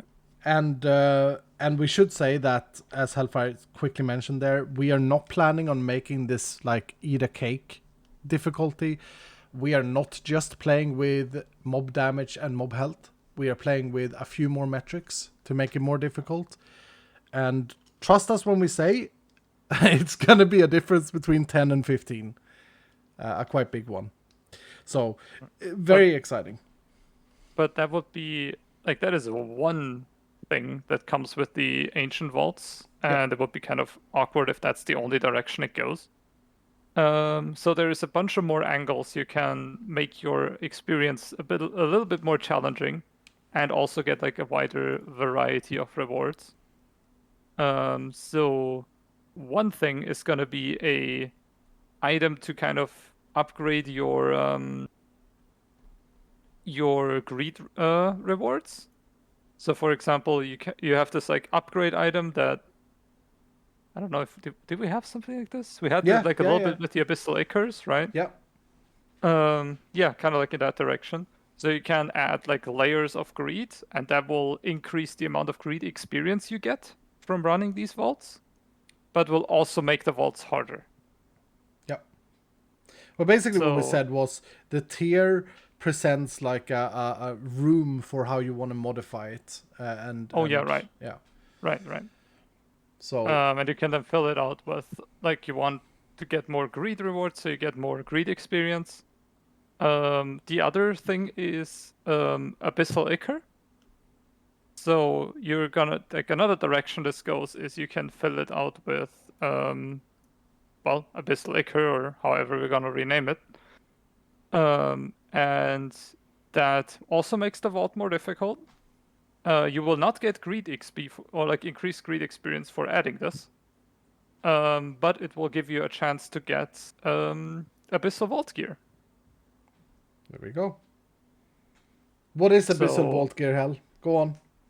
Abyssal Vault gear is basically almost like normal Vault gear, except it has additional, exceedingly random modifiers on your implicits. That cannot be changed. So if you get an Abyssal Vault gear piece that, I don't know, gives like Abyssal Vault gear sword, and the sword gives on its implicits additionally like 5% knockback resistance, then yeah, that will stay there. You can use a fundamental focus on it, and it will not get rid of the knockback resistance. It's just an inherent additional thing on the item. Yep. So that is one way of getting that. Another thing you can add, like alongside the greed experience or Abyssal Ichor, another direction you can take this is adding layers with crystalline shards. That will allow you to add special crystalline modifiers on prefixes or suffixes. So you get special types of vault gear with new modifiers. For example, like durability, wear reduction, or things like that, that are normally not obtainable and function like similar to legendary modifiers. So whenever you remove them with nullifying focuses or something, they're gone. And that is also like an additional direction of reward you can opt to get. Additionally, as you go into higher tiers, there is a higher and higher chance, well, up until tier 15, to get other special rewards that are in the end game, in these end game ancient vaults. For example, you are able to find antique or fossilized vault gear pieces that can drop and roll specific modifiers that are not modifiable and will stay on the item. So for example, you can drop a vault gear piece with, I don't know, what's the lowest amount of mana regen? Like 30 something? 10. At level 100? Oh, at level 100, 40, yeah, 40. Yeah. So you drop a vault gear piece with level 4 with 40% mana regen. That is, antique or fossilized or whatever it's gonna end up being called, and that means it stays at 40%. You cannot remove it with nullifying or re-rolling, and it will just stay on the item. Locked in modifiers. Would it only be 40%? No. I think people misunderstand. It's just a bad example of like, hey, this is the worst thing that can happen. So you can find an antique item that has 100% mana regen on it, and no matter how much you nullify and wild focus, that modifier itself is locked. So you can imagine it like as if you drop an item right now, just drop an item, identify it, but one of the modifiers that it rolled will be fixed. Yep. You could find a antique legendary modifier, but having both roll at the same time and then both pick the same modifier is going to be exceedingly rare. Yep. Another thing that you can find will be corrupted focuses. So something that can corrupt your item. That you might end up like, hey, I'm done with this item, so you can maybe finish it with that and risk the entire item. So you can apply it to an item and it can corrupt it, so it can, for example, completely reroll the item. Or it could, for example, add new Abyssal implicit modifiers. Or it could make a specific modifier legendary. Or, a bunch of random outcomes that could completely ruin the item or make it just straight up better. There is a lot of additional rewards to be had there.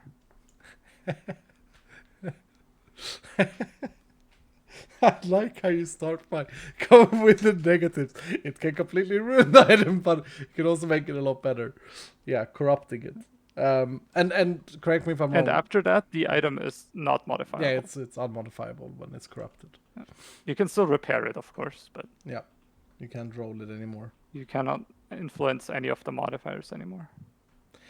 So basically, without outing everything, in these ancient vaults, name is still uncertain, there would be unique loot and unique rewards that you cannot get in a normal vault. There will be increased challenges, increased difficulty, and the higher the difficulty, the higher the chance for these unique rolls are. I had the suggestion, which I don't know if it was still in there, but a simple example is that you may get items that are immortal, as in they have no durability, they will never die. But we don't know if we have decided that yet. But that's just an example of the power level that you can get from these ancient vaults. And of course, Etchings. Etchings comes in. We talked about Etchings. Etchings comes in somewhere here. Either they come in at level 100 normal vaults and a low chance, or they come in at tier 1 ancient vaults, or both. But Etchings, we have decided, are going to be an end game thing. It is going to be something that we don't want to confuse players with around level 40. We want them to play through the game and get to end game before they get to these very niche build systems. There's actually an interesting question. Are you still doing level 100 vaults or only ancient vaults after level 100? Yep, that has been something that we discussed internally. Yep. And we had different thoughts about games that did it kind of this way. A good example of that is Diablo 3, where you're essentially running normal rifts to get your keys and then do the actual fun part. So you're just bouncing back and forth between something you don't actually want to do and then something that you actually want to do. I don't know where we ended up in the discussion. However, I am more feeling like I do not want to bounce back and forth between normal vaults and ancient vaults, and will just offer the chance of just continuously doing ancient vaults. Yeah. I think we agreed the following. I think we said that the key for running ancient vaults should never be to run normal vaults. So the materials to run ancient vault is not locked behind a normal vault, basically. But there are things that you can't find in the ancient vault that you may be wanting. So, for example, plating. Let's take that. Maybe plating doesn't drop in ancient vaults. But as I said, this is not something that we're fully set on yet. And I think we're both in agreement, me and Hell, and the rest of the team, that we don't want to gate players out of what they've now eventually achieved by saying, well, every now and again you're gonna have to do this grind in normal vault. So yeah, but this is a lot of different things to take in. Hellfire actually outed a lot more things than I thought in regards of gear, but just so you all get the idea, We've also discussed 2 focuses. I know that there is one focus which is close to the antique. Maybe it's an antique focus that people have asked for, where they can lock a modifier on their gear piece.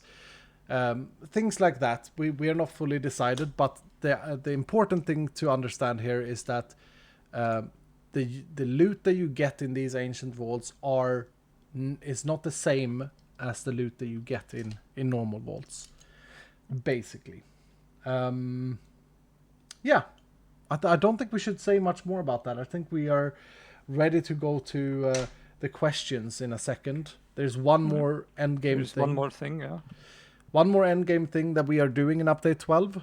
And that is, as you unlock greed, as you unlock the endgame gatekeeper, there will be a mechanic, probably in these ancient vaults. You get the material you need for it, to merge 2 trinkets of the same type. So you can merge 2 blue trinkets, yeah, or 2 blue red or trinkets. 2 red. Yeah. And the way that's going to work is very, very simplistic, straightforward. It's something that we have decided that you will be able to do in your base, but you need a material for it. And what it will do is it will take the lowest lowest charges on a trinket and divide it by 2. That means if you have 2 Stone of Jordans, 1 Stone of Jordan at use 23, and you want to merge it with a frog at use 22, the merged trinket will have 11 uses, 22 divided in 2, which means that finding high charged trinkets, 30, for example, is very valuable. And this is why in update 11 we changed the crafted uses to be significantly different from found uses on trinkets. We got a lot of criticism for that because it was a nerf, but that was the reason. Imagine being able to combine 2 glues together. Make like a super glue. Hell, glue is no longer, man. Glue is gone. What do you mean? It's glue. But yeah, you can combine Lucky Goose and Tenno's Pouch, for example. That's an example. You can combine Slimy with wings to get the protection. Goodness. So you can make glue and wings, so cosplay like Icarus and... This guy. Oh, mans.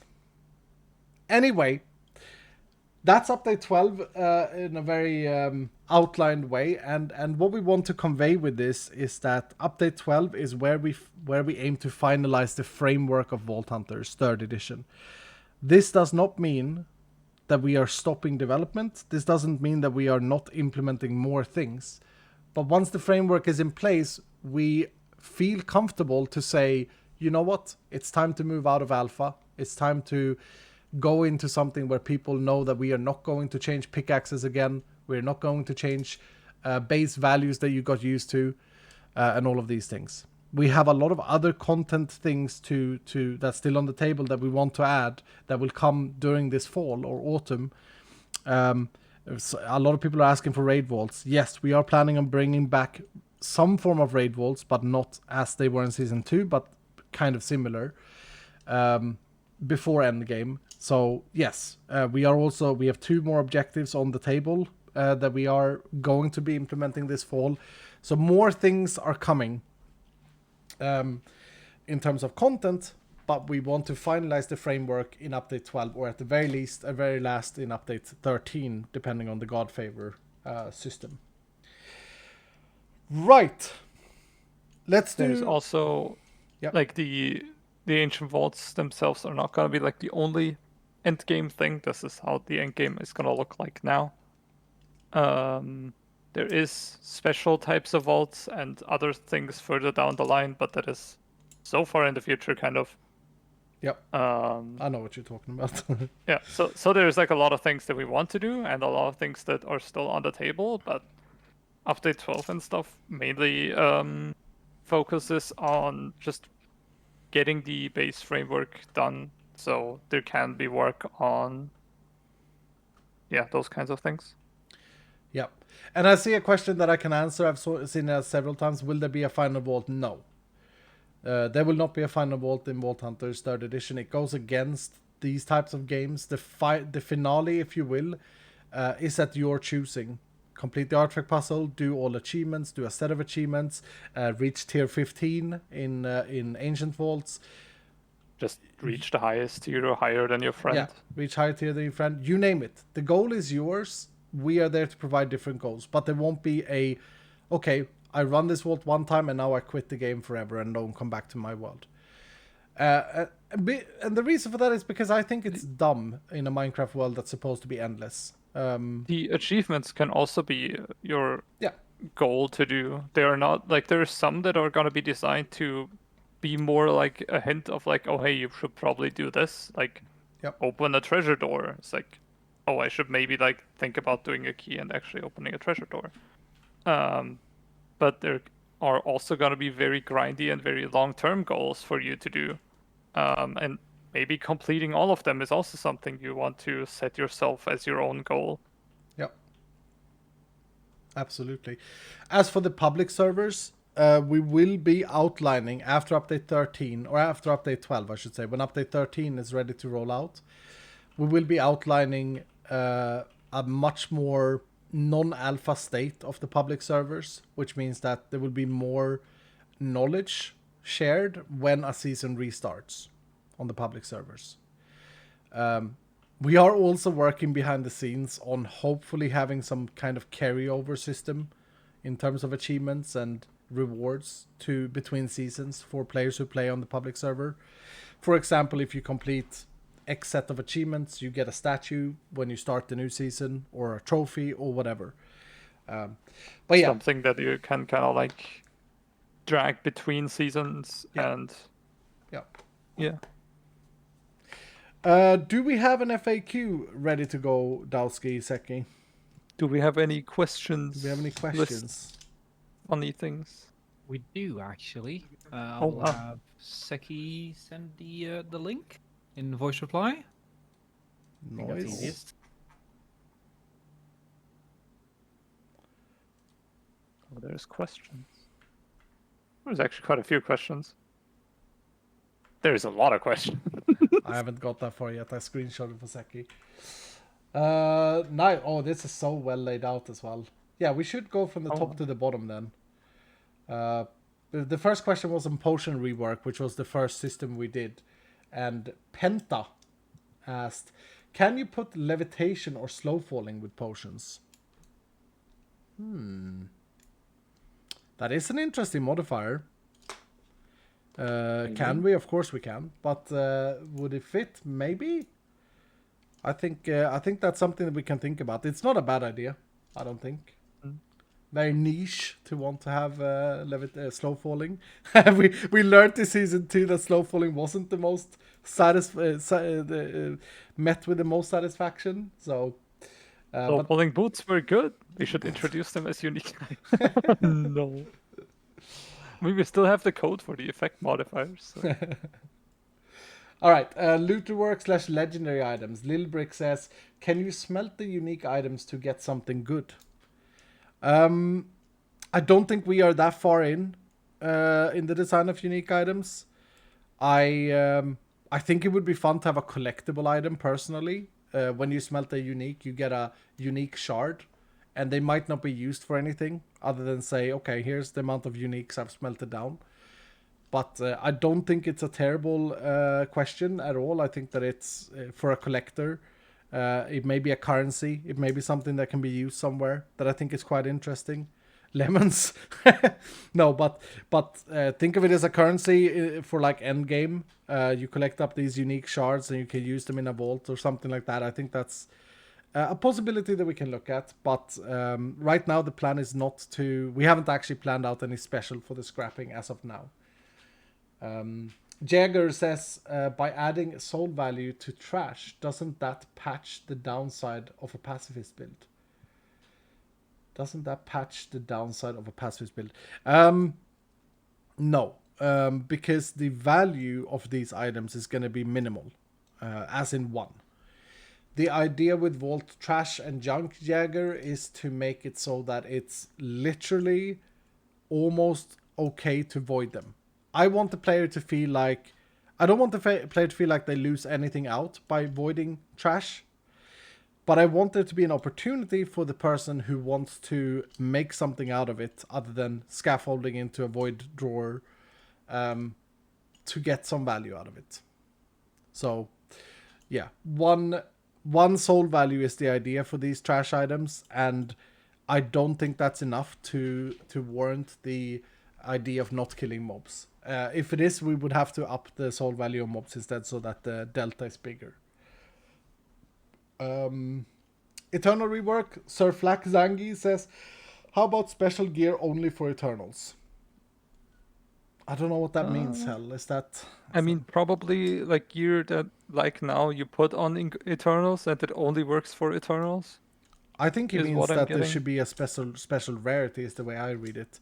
So like you get an Eternal rarity and now it's going to roll Eternal stats. That's very ugly, isn't I'm it? personally not a huge fan, and one of the things that overall the Eternal focused modifiers should address is the issue regarding like, well, you can just basically have really, really good Eternals and have your own gear for yourself also be really good. Yeah. The idea is that you can make gear that is specifically for Eternals, and then your Eternals basically do the damage, and you don't do that much damage or don't have that many defenses. Yeah. It needs to be a counterweight here. I think people were very worried. I looked at chat when we were talking about this. People are very worried about the amount of modifiers and the lack of control. Perhaps there's something we can say in regards of lack of control. Like, we are looking at focuses to make that experience a little bit more controlled. But all in all, perfecting gear is going to be a journey, and should be a journey in Vault Hunters. The game is not balanced towards perfect gear. It's balanced towards actually a quite low tier. And you can prove this if you disbelieve me, Dylans. You can prove this by starting up an extreme world with extreme speed on XP and loot in casual mode, and have a rule where you don't reroll gear at all. You just take what you get, what you think looks best, and play on hard, and you'll see. You will actually be able to progress through the game without perfecting gear at all or re-rolling gear at all. So I think that the concern is maybe more towards like, how can we get some more control with re-rolling gear? Me and Hellfire actually discussed yesterday about crafted modifiers being a bit wonky at the moment, which is my fault. I need to redo the crafted modifier tiers so that they are better and fits better into the into what the gear modifier does. And that's something that I will work on for 11.2. So expect that. But the whole point of perfecting gear, I know it's an emotional thing where you don't get the perfect mana regen. You get like 87% on endgame and you want the 95 plus. But the game is not designed for those extra 7% to be a necessity. It's more of a luxury. And if it's a luxury, it's going to take time. It's going to take a lot of spins. It's going to take a lot of bronze, lots of plating. I mean, the number one thing when I stream is always how much plating and bronze I spend on re-rolling gear and how many pieces I destroy. But what else am I going to do? That's literally why it's in the game. But yeah, we'll come back on some controllable things, won't we, Hell? So, Vault content modifiers add or rules. yeah. X has asked, could you add more unpredictable content / events during vaults? This is actually something that we talked about not too long ago. That was also the point of my criticism. But content takes a while to develop. Yes, we are definitely focused, and this is one of the things we want to do. Just adding like more random things that happen inside of a vault, more just things you come across and interact with, and you're like, oh, that was cool, and you're going to find it eventually again, and so on. So there is a lot of things we want to do. Unfortunately, as the last few updates have shown, we are in the process of trying to get everything patched together and in a state we are happy with. So there was less time to actually get that kind of stuff done. But it is these are things that we are actively looking at and gathering information or like ideas. And yeah, something that's definitely on the plan in the future. I mean, it goes to the next question from Frood, who says, are the plans to add new types of vaults, such as raid vaults, etc.? Raid vaults are one of those things that we want to do as a random occurrence in the form of raid rooms. We've been having this on the agenda ever since. It's been on the worksheet ever since update 1. Season 2 as well, but in this... we had some rooms built for it in Season 2. Yeah, that we transferred And we had over. like the idea for it Season 2. There was we had microstructures for like the rewards and stuff there. Yeah. But that never got done.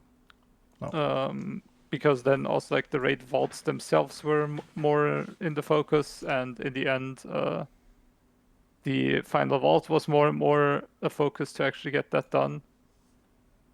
So that never went anywhere, and then we had Season 3, and there were a whole lot of other things now to work on. So it is things we wanted to do for a while. It's just never been time. Basically, we can say that more content for Inside the Vaults is coming. Vutax, who runs the Vault generator code, is back in September. That's going to help out a lot with these things. So yeah, just yes and yes and yes. We are going to be adding more things, and this also ties into how we want to rework the God favors, I think, a little bit. Fruit continues by saying ads. Okay. Baby Dylans, get a subscription. And for an ad break. It's time for an ad break. Yeah, let's get a stretcher in. Fruit, I'm gonna read out Fruit's next question. We could talk about this podcast sponsor, Twitch chat, and people on Patreon. Thank you, Patreons. You're amazing. Seriously. Okay, I'm moving on. Fruit also says, when are cake vaults getting reworked? Because they are met now. Fruit, at level 31, after 9 months, I think that you have to focus on leveling and not what's met in the game. That's all I'm going to say about that. I love you, Fruit, but that's the answer. Matey with, will you add some vault rooms from Season 1 or 2 as variation, or implement a seal to create a Season 2 vault? I think, genuinely, that if you go back to Season 2, I don't think the vaults are as exciting, despite the different colored rooms and non-thematic playstyle. The chaos of them. We have talked about a biome feature in vaults, and that may very well be something that we revisit. But rather than focusing too much on that, I would like to continue the work that we've started on thematic vaults. As in, they already have differences in terms of orb generation, in terms of mobs. I would like to continue on that path and make more variation between the themes, rather than to say one room should be orange, the next one should be purple, the third one should be green, because that is how my brain feels happy. I don't think that Vault Hunter Season 2 vaults are anywhere near as good, replayable, etc. as the Season 3 are. But sure, some of the rooms were absolutely amazing. We do have more Omega rooms planned. We do have more Epic rooms planned, or Challenge rooms, rather. I feel like now that we have differentiated with the mobs and we have champions, etc., we have a lot more tools to make challenge rooms interesting. For example, you could have a challenge room that is filled with champions. Things like that. I think that we've already shown what's capable with redoing the village room. And I think that we are going to continue down that path. That's all right, matey. Good question. Link says, will you be adding more objectives in Update 12? No. Update 12 will focus on wrapping the framework of the game, which is endgame content. So yes, there will be the new Abyssal objective, or Ancient objective, or whatever we end up calling it.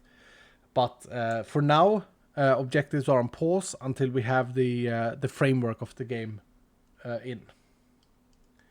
And then Megalith says, are we going to get Bingo Vault? Yes, we're going to get Bingo Vaults. The Bingo objective is an amazing idea. It's a fantastic objective. It will be super fun, super exciting, but it will not be update 12. Maybe not update 13, but it will come during this fall. I'm very, very excited. At some point, yeah. But I'm very excited. And it is the next objective on our list, Megalith. It is the thing that's on the list for objectives. But we felt like rather than adding more things, we need to finish the framework of update 12 first. We need to make sure that update 12 has the framework. You can take the next one, Hell.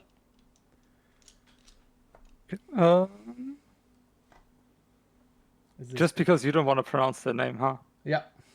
I am gonna butcher this so badly. Go on then. Dr. Dayseric? Yep. I don't know.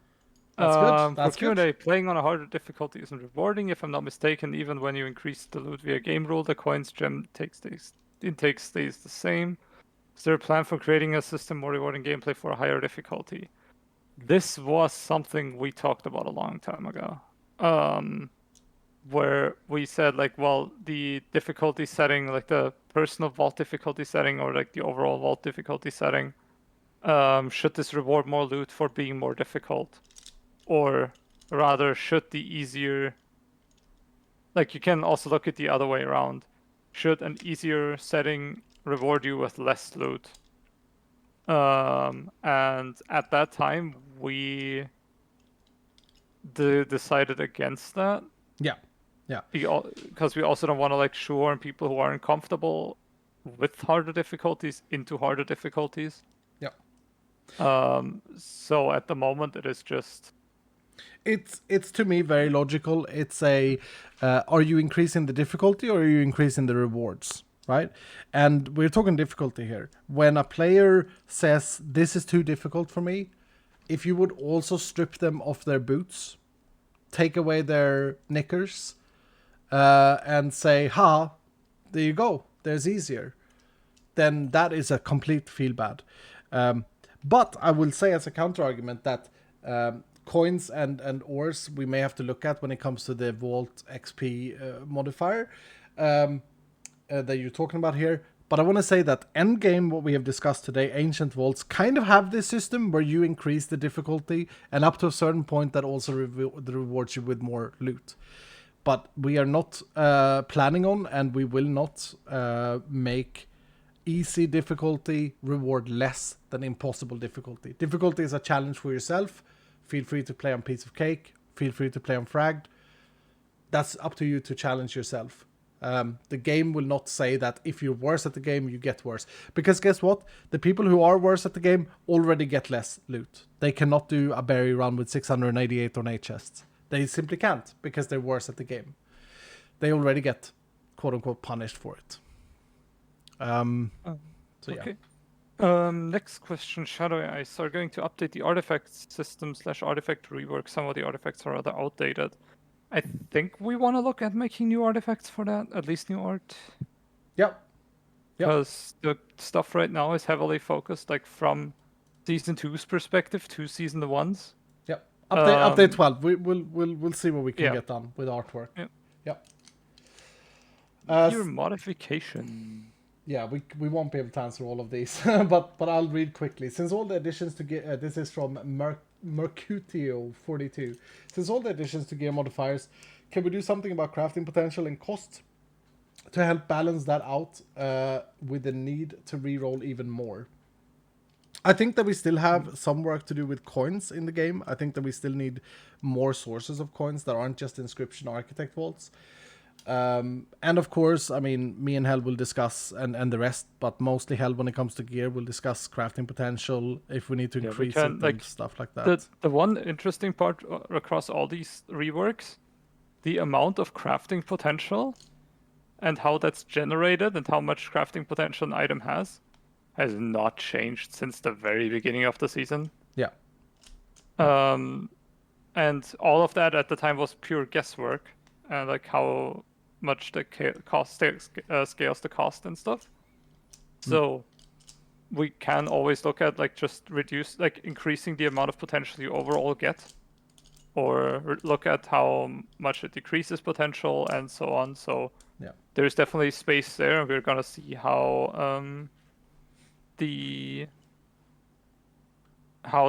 changes with additional modifiers impact that. If we feel like it's gonna be significantly harder to get anywhere close to what you want, then we can always adjust it. Yeah. Yeah, it's not a bad shout to say that with all these new modifiers, with eternal modifiers and stuff, potential needs to go up. But we'll discuss that. It's a good shout.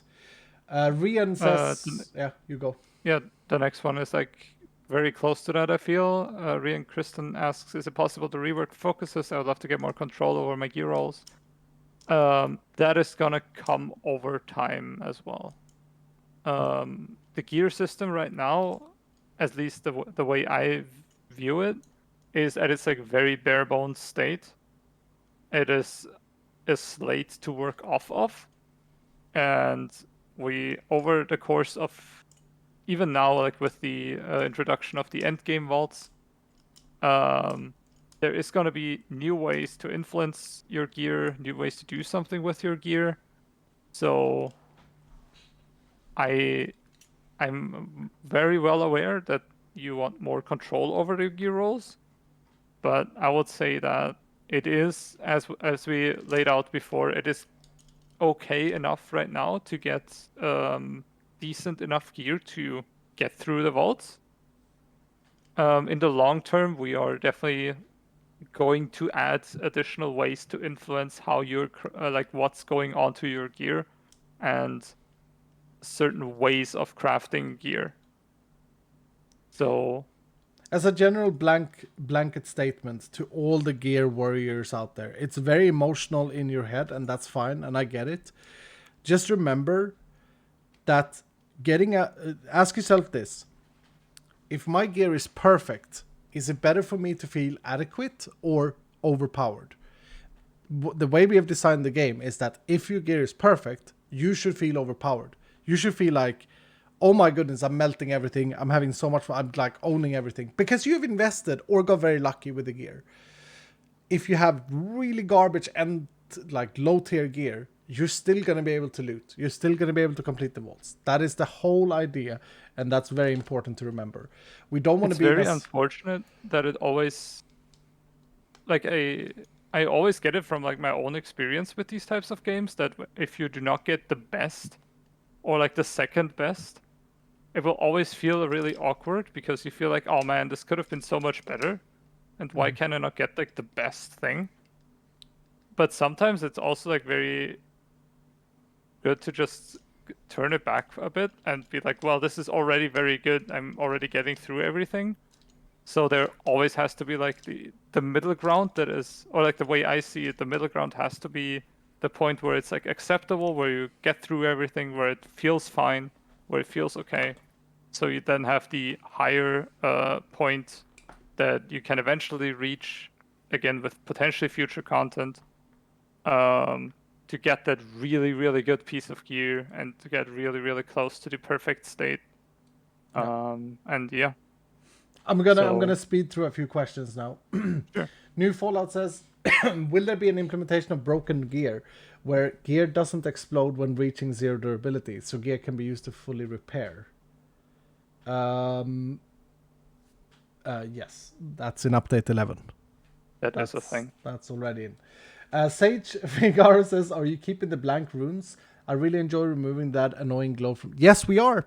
It's a really good statement. Out of all the vault junk, Sage, vault junk discussions, we are actually keeping blank runes in loot tables. Yes, sir. Because I agree with you, it's fun. Great Boys says, do you guys plan to make some transmogs for magnets like the other vault gears? The reason we don't have transmogs for magnets is art requirement. Kumara has been very busy lately. I know that she's has better time coming up this fall, and as such, we are probably going to see her draw some new cool magnets. But magnets are not rendered on the player, so it hasn't been a focus. But ideally, yes. Ideally, we'd get some more cool magnets, because I hate that we just have one icon. It's very annoying. When you discover the first time, you're discovering the magnet transmog. Yeah. The one and The only one. magnet transmog. I'll keep going. New Fallout also says, will there be an implementation of broken vault? Okay, that's just the same question twice. Okay. yes, the Vault Gear doesn't break fully anymore. New Fallout. That was changed in update 11 2 weeks ago. Oh, Faye asked, can we get rid of durability yet? Yes and no. You heard it in the Ancient Vaults, and maybe there's gonna be modifiers like reducing gear durability, like gear wear reduction, gear durability, damage reduction. Maybe. Potentially. Yes and no. We're getting closer. Percentage-wise. In season 2, we had modifiers. We played with durability a lot more. We have since had got so much more fun additions that we don't have to punish durability as much anymore. I still think it's valuable, and as El said, I mean, we have discussed the immortal tag on. It's also always, also always the point whenever you, like, okay, I'm gonna go off on like a little bit of a tangent, but give me that minute. Durability on Vault Gear has always been the point of like, you have a gear piece and we want you to eventually change that gear piece. In Season 2, that was more prevalent because you reached the point of like, oh, I'm done with crafting this gear piece way quicker. Like, thinking back on Season 2, you got your gear piece, I don't know what it was at the point, like you added a whole bunch of modifiers and in the end it was done. There was like a very little variance of like, oh, I'm gonna go remove some and then re-add them. So the amount of time you spend with an addition with the individual gear piece was very short until you used it and it died. Now a gear piece takes longer to make. You're gonna make it for a specific purpose, and replacing that gear piece also takes longer and more effort. So on the other side, I don't know, I'm speaking for myself here right now. I do feel that the gear piece should then also make up for like the amount of duration and investment you put into it, in that it should stay around longer for it as well. There's always the point where the additional durability modifier has to matter. So if you opt to not roll something else and instead pick the durability at a higher roll, that should matter. So durability is, at least for me, important, that eventually you should change that gear piece. Yep. But I do see the point of like, well, I invested a lot now, and it should stay around longer as well. Yeah, which I think they do. Like, having played so many hours of this game, it's definitely not been a problem for me with durability so far. I think we are actually at a pretty good balance. And as I said, like end game wise, when you're running these ancient walls, durability matters less because now you're gonna have to change your gear because you get an upgrade anyway. So yeah, yes and no, Faye. Yes and no. Yes and no. Can we add etchings to unique items, Mr. Vermilion 2? That's not been decided yet. Not been decided yet. No. Simple as that. Drenick says... okay, you go on. Yeah. No, you... Have you ever considered the possibility of fusing Vault Gear, like combining two of the same type of Vault Gear, sword plus sword, and having a chance of getting the best modifiers from both pieces? I feel like someone has been playing Path of Exile. They had the system of like recombinators where you pick two items and it would randomly like mash all the modifiers together, which was a really good beloved system, but they took it away. Rude. Maybe not. We will see. I am not making any promises here. I'll leave it as a maybe. It's definitely a concept that is not unfamiliar to me. And then Gato says, what do you think about locking one suffix or prefix on Vault Gear? Yes, this has been discussed internally, and as Hellfire said earlier, we know that you guys want to lock a modifier. We know that. Something is coming. It's gonna be good. But We will see. We will see. Yeah, we will see. All right, moving away from gear questions into relic rework questions. Can we add more fruit and fruit tiers? Maybe. Says, I don't know how this works into relics. No. As a reward, you can just. No, So, I think they mean. relic. I think they mean more types of fruits. Like I don't know. We have an orange. We have a lemon. We have a They want an apple. They want a pear. All of that stuff. So, relics can only. So, if you're thinking about submitting a relic, and are a patron, you can only request a relic to reward an item that already exists in a game and is available in one way or another through normal gameplay. So you cannot add like impossible items as relic rewards. So no, as a relic reward, you cannot request a completely new item. As a standalone question overall, can we add more fruit in fruit tiers? I don't know. I feel like they're fine at the moment, question mark. Yeah, I agree. I think that it's fine. I think the accessibility is what people are worried about with lemons right now, which I already said earlier, we will of course replace so that the accessibility of lemons is still there without smelting relics. Which brings us into Mr. 961's questions. It says, so what do we do with our current relics? Is it worth saving them? As Hellfire said earlier, we are probably going to attach soul value to all the relics, or they have soul value already, so you can get that out of them. And if we can, but no promises, we'll make the pedestals stay as a decorational item in older worlds. Inflatable Panda says, so what differentiates finding X relics from finding X items in vaults as a bounty? I feel like there has been a disconnect in like how relics kind of work. You can look at it like that it's like a sort of a bounty, but in that sense, then like anything crafting and getting something is a bounty. Like you can say like, oh, I want to craft, like get the resources for my AE system, and that's kind of a bounty. To turn the items in a recipe into a, I don't know, AE system. I mean, it kind of is, it kind of isn't. You can look at it certainly like a bounty. Well, the difference is that relics you will know, and they will be repeatable. I don't know if we said that. Relics will be repeatable. I don't know if we said they were going to be repeatable. Like, you can do the same relic 50 submission, times. like, same relic over and over and over. Like, essentially how often you are going to find the required amount of relics. So let's say that there's a relic that gives you, the reward is a scrappy plus sword with a guaranteed chaining legendary modifier. I think this is an easy way to describe the new relic system. Let's say that this relic requires 12 pieces to complete. So if you're looking for that legendary chaining sword for your Poison Nova build or Toxic Reaction build, you can do that relic set, and as Hellfire kind of hinted on earlier, these relics will be they will be farmable if you just learn where they are. So you will be able to focus down relic sets and grind for or like work to get. I have to get my exercise in, hell, that's why I'm jumping around. Work to get these relics in. And that's what's important, is to understand that they are repeatable. So you can do that over and over and over again.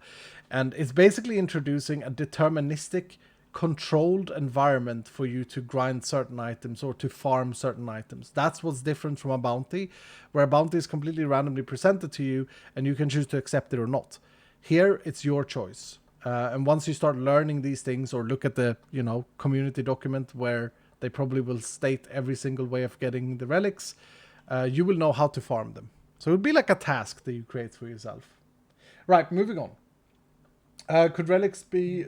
is this Ram Knight saying, is it possible to delay vault timer start till the vault loads in, like putting a door in the first room that starts the countdown? This has been an issue that we've talked about many times in the past. We don't really have an answer for that, so I'm just going to move on. It's not as simple. It requires a little bit of a rewrite to certain things, but it's not a bad shout, Ram Knight, but we don't have an answer for you. Luke says, could the relics be used to create the final vault, like collecting all relic statues to create the final vault portal to tied to the final vault? There won't be a final vault, so this question is no longer relevant, I suppose, Luke. Progression. How much Reshiram 18? How much faster will 0 to 100 go between how it is now and how it will be in update 12 and or like, yeah, we talked about this internally. I have a perfect answer here. Then, yeah, that's what I thought. Yeah. So the question was, how much faster will level 0 to 100 go between how it is now and how it will be in update 12? It will be the same speed in update 12.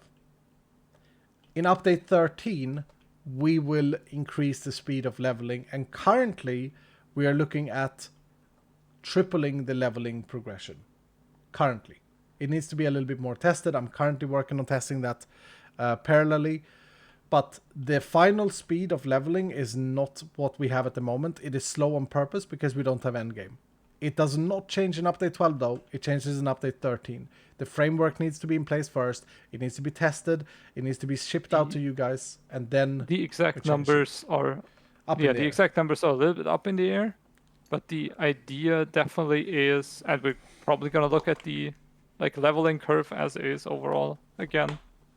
But the idea is that leveling itself is gonna be quick, so you get to the higher levels decently quickly. Yep. And in a way, in the future, mid to long term future, the idea of the pack is that the content is not in the leveling, it is in the end game content that is gonna get more stuff and more different things to experience. So in a way, the leveling is working up to that end game. Yep. And onto this, Joth the Lee Gaming asks, should the worlds be reset at update 12? I would recommend no. I would say play your world, and we are with every update we are never intending for you to reset your world. You should be able to continue to play on the world you're at. But I will talk a little bit about Vault Hunter SMP in just a few minutes, what the plan is for this server. But no, I would not recommend to reset your world because of update 12. If you want to, because you want a fresh start, then fine. But if anything, do that after we have changed the level speed. Oh my goodness, there's so many questions, Hell. There's actually a few questions, yeah.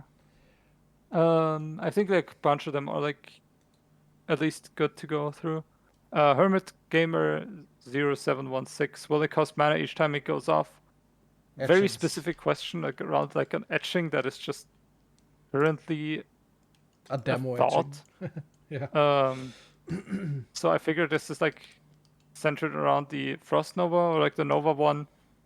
No, I don't think so. No, it wouldn't. No, it wouldn't. But again, this is things that we still need to figure out in the individual ones. Yeah, but I think it's still important to relay the design purpose of these.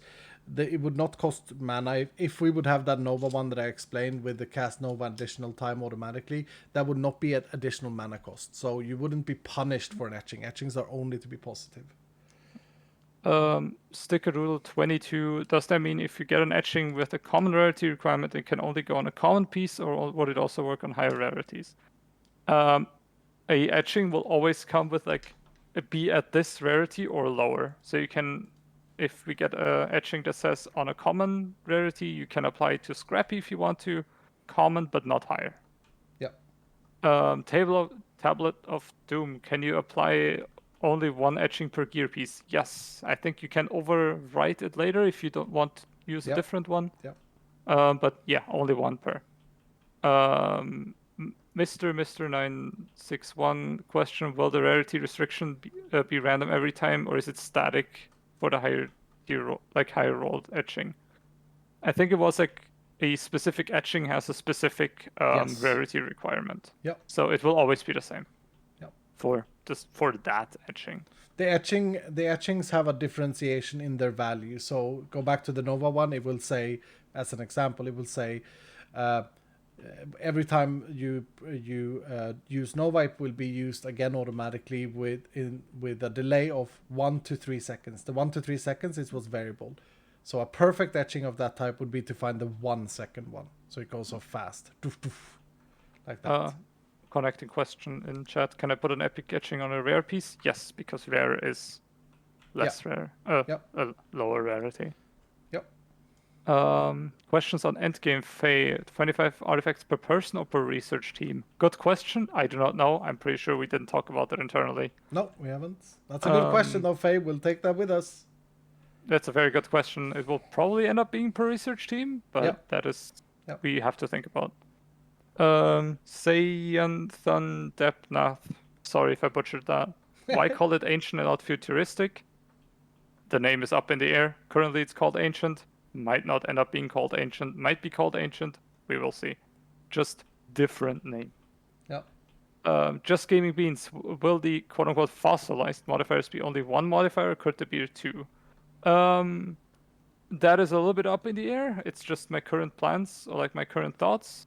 Give an outline of like what could be happening or could appear in the future. Currently it's only like one, but I don't know. We will see. Random and troll questions. Oh, they're good. Mission Mars, removing scaffolding from loot tables. What will I smelt with now? Sticks. Yeah, Iskall. Sticks. Go and chop down some trees, you lazy bum. You heard it here first. Sticks is the answer.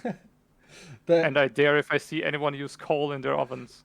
another white dude says, love all the updates. Can we add a voting system for Dylan submitted patch notes? We do have good ideas sometimes, right? No, you never have good ideas. This is why. Oof. This I'm kidding. There's a good one. Angry Gullet. In season 2 we had music for the vault. May not be the exact music, but will music make a comeback at some point? I actually worked together with a composer to work on a bass track or like a variation of music for the vault. Unfortunately, those communications kind of broke down early this year because they essentially didn't want to do music anymore as a main thing. So there are plans. We basically need a composer. Yeah, we need a composer. What about cow vaults though, says Exodia Jedi Hell. What about cow vaults? I'm not a fan. Hellfire implemented cow At least vaults. I would be a fan if they were actually an Easter egg and not a thing you have like on your schedule to repeatedly farm. Yeah. So yes and no and maybe. Lord of Wolves, hello, any Beastmaster archetypes? Can we get some pets to vault? Bring your dogs I don't in. know. Bring your dogs in. Bring your dogs in. Tame your dogs and drag them into the vault. Or turn your Eternals into pets. Fair, do you remember you mentioned dual wielding was planned? Is there a soon thing or further away? Yes. No. No? No. Dual wielding? Is that what we're on? The last question from Faye. We have 3 offhands now. That will eventually, if I get my way, be 4 offhands. The last offhand being an AD focused offhand. We have a plan. I know Hellfire hasn't been involved in that specific part. That will give the player a lot more interaction with that 4th offhand. But we're not there yet, and we have a lot of other things that we want to finish first. So for now, I'm just going to stay vague on that question. Ads. There's an ad. Hell, we're done with the quest. We're being added. We're being added. That was a lot of good questions, though. I think overall, I'm taking from this that people want more control with Vault Gear rolling. I think that's also what we are aiming to give. But all in all, like endgame to Vault Hunters is replayable. It's a high score system, and I think it's going to be very, very exciting. I'm gonna actually aim to end this vodcast now. And I suppose I am to announce the future of the Vault Hunter SMP. This server. It has been requested by many of the other Vault Hunters that we do a reset. That the season should end. And that we should start season 4. I am not ready to do that yet because of the fact that Endgame is coming in update 12, the basic of Endgame. And it's going to need a whole ton of balancing. So the plan right now is that we are resetting Vault Hunter SMP with update 13. The update after update 12. The plan right now, and that's been communicated to the other Vault Hunter SMP members a few days ago, is that we will come up with a collective task to end the season. But we will be playing update 12. So those of us who has reached level 100 will be accessing the endgame stuff that we add in update 12 and be showcasing it and testing it and balancing it and doing all of that stuff. And then we'll all get a task that we need to complete together, an event, and then Season 4 starts. But with that, I will also say that the public servers are probably going to go on the same cycle as the SMP server, and we'll probably also get a reset around that time. But with that, I would like to say that, reminder that before that reset happens, we have figured out the speed of progression, the speed of leveling to level 100. It will be much faster than it was this season. And we are not looking to rebuild any more systems. That's very important. That's how we started this podcast. We are not looking to rebuild any system. So you know what to expect when you go into We Vault are not Hunters. looking to rebuild systems during a season. During a season, right. We might touch on things in between seasons, or like whenever we are like, okay, this is the, I don't know, final version for like, I don't know, Vault Hunters 4, Vault Hunters 5, whatever.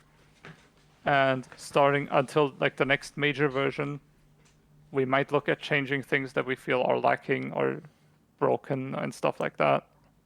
But the idea is that when you start a specific version, that you can expect a consistent, like, these are the systems and this is the way it works, and it will work throughout this major update in this way. Yeah.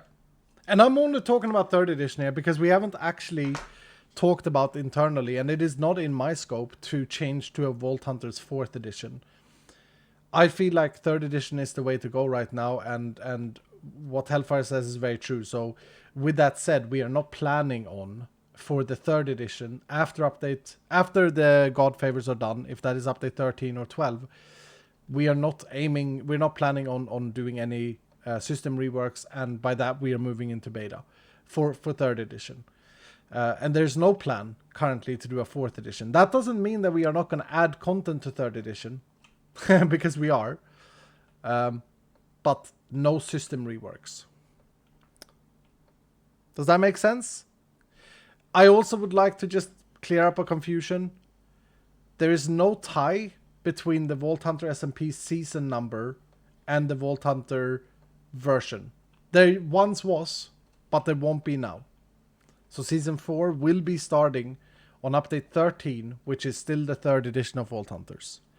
Just so that people don't get super confused. I saw some people go like, oh, okay, so this is the end? Like, you're rewriting everything? No. We are intending to stay on the 3rd edition, but we're running a 4th season of the SMP. Exciting! Good stuff! Thank you, Hell. And thank you everyone else who's sitting in voice quietly. We've shrunk a little bit, so there's... Yeah, we shrunk a little Mookie bit. didn't say anything. Mookie gets to say something. You're around. Hello. Hello, Something. Mookie. Build team representation. Woo. Yeah, I'm the only build team here right now. Wonder where. I think everybody kind of just hopped off. Everyone hopped off, yeah. That's fine. That's okay. That's fine. But yeah, thank you to all of you who has watched this either live on Twitch or on Iskall85. We appreciate you. Patreons, big shout out. You are the reason we can do these big things. It's a lot of information about update 12, but I think what there is to take from this, if you only want to take one thing, is that it's getting better and the framework is getting finalized in update 12, which is so important, so that we have a better direction, easier to track direction, and so the Megalith don't get worried about rebuilds. But yeah, there we are. So thank you so much for today. Thank you, Hell, for hanging with me in my sofas. Yeah. Sure. Thank you, Joseph, for hanging with me on my shoulder. Of course. Dowski, Mookie, and everyone else who was here but left. You guys rock. Gamba, L's band. I don't know if that was a Gamba. Yeah, What are we gambling on? that's going to do it for today anyway. Update 11.1, hopefully tomorrow on CurseForge. Update 11.2, a weekish away from the SMP at least, with the potion rework. I'm very excited about that. Now we got to go work. Let's go. Hell yeah. All right. See you all later. Bye. Bye. Bye. Bye. Bye. Bye. Bye. Bye. Bye. Bye. Bye. Bye. Bye. Bye. Bye. Bye. How do I end a multicast stream like this? I don't know. You don't. You just hit stop. Thank you, Seki, as well, for taking all the questions. All right, see you. Bye, bye, bye, bye, bye, bye, bye. Wait. Hell. Before we end here, what's the PAG ratio? Oh, I don't know. I haven't watched the stock market. God dang it! We got him almost. We're broken. We're broke. All right. See you later. See you later, Dylan. Bye, bye, bye, bye, bye, bye. Boy. Goodbye.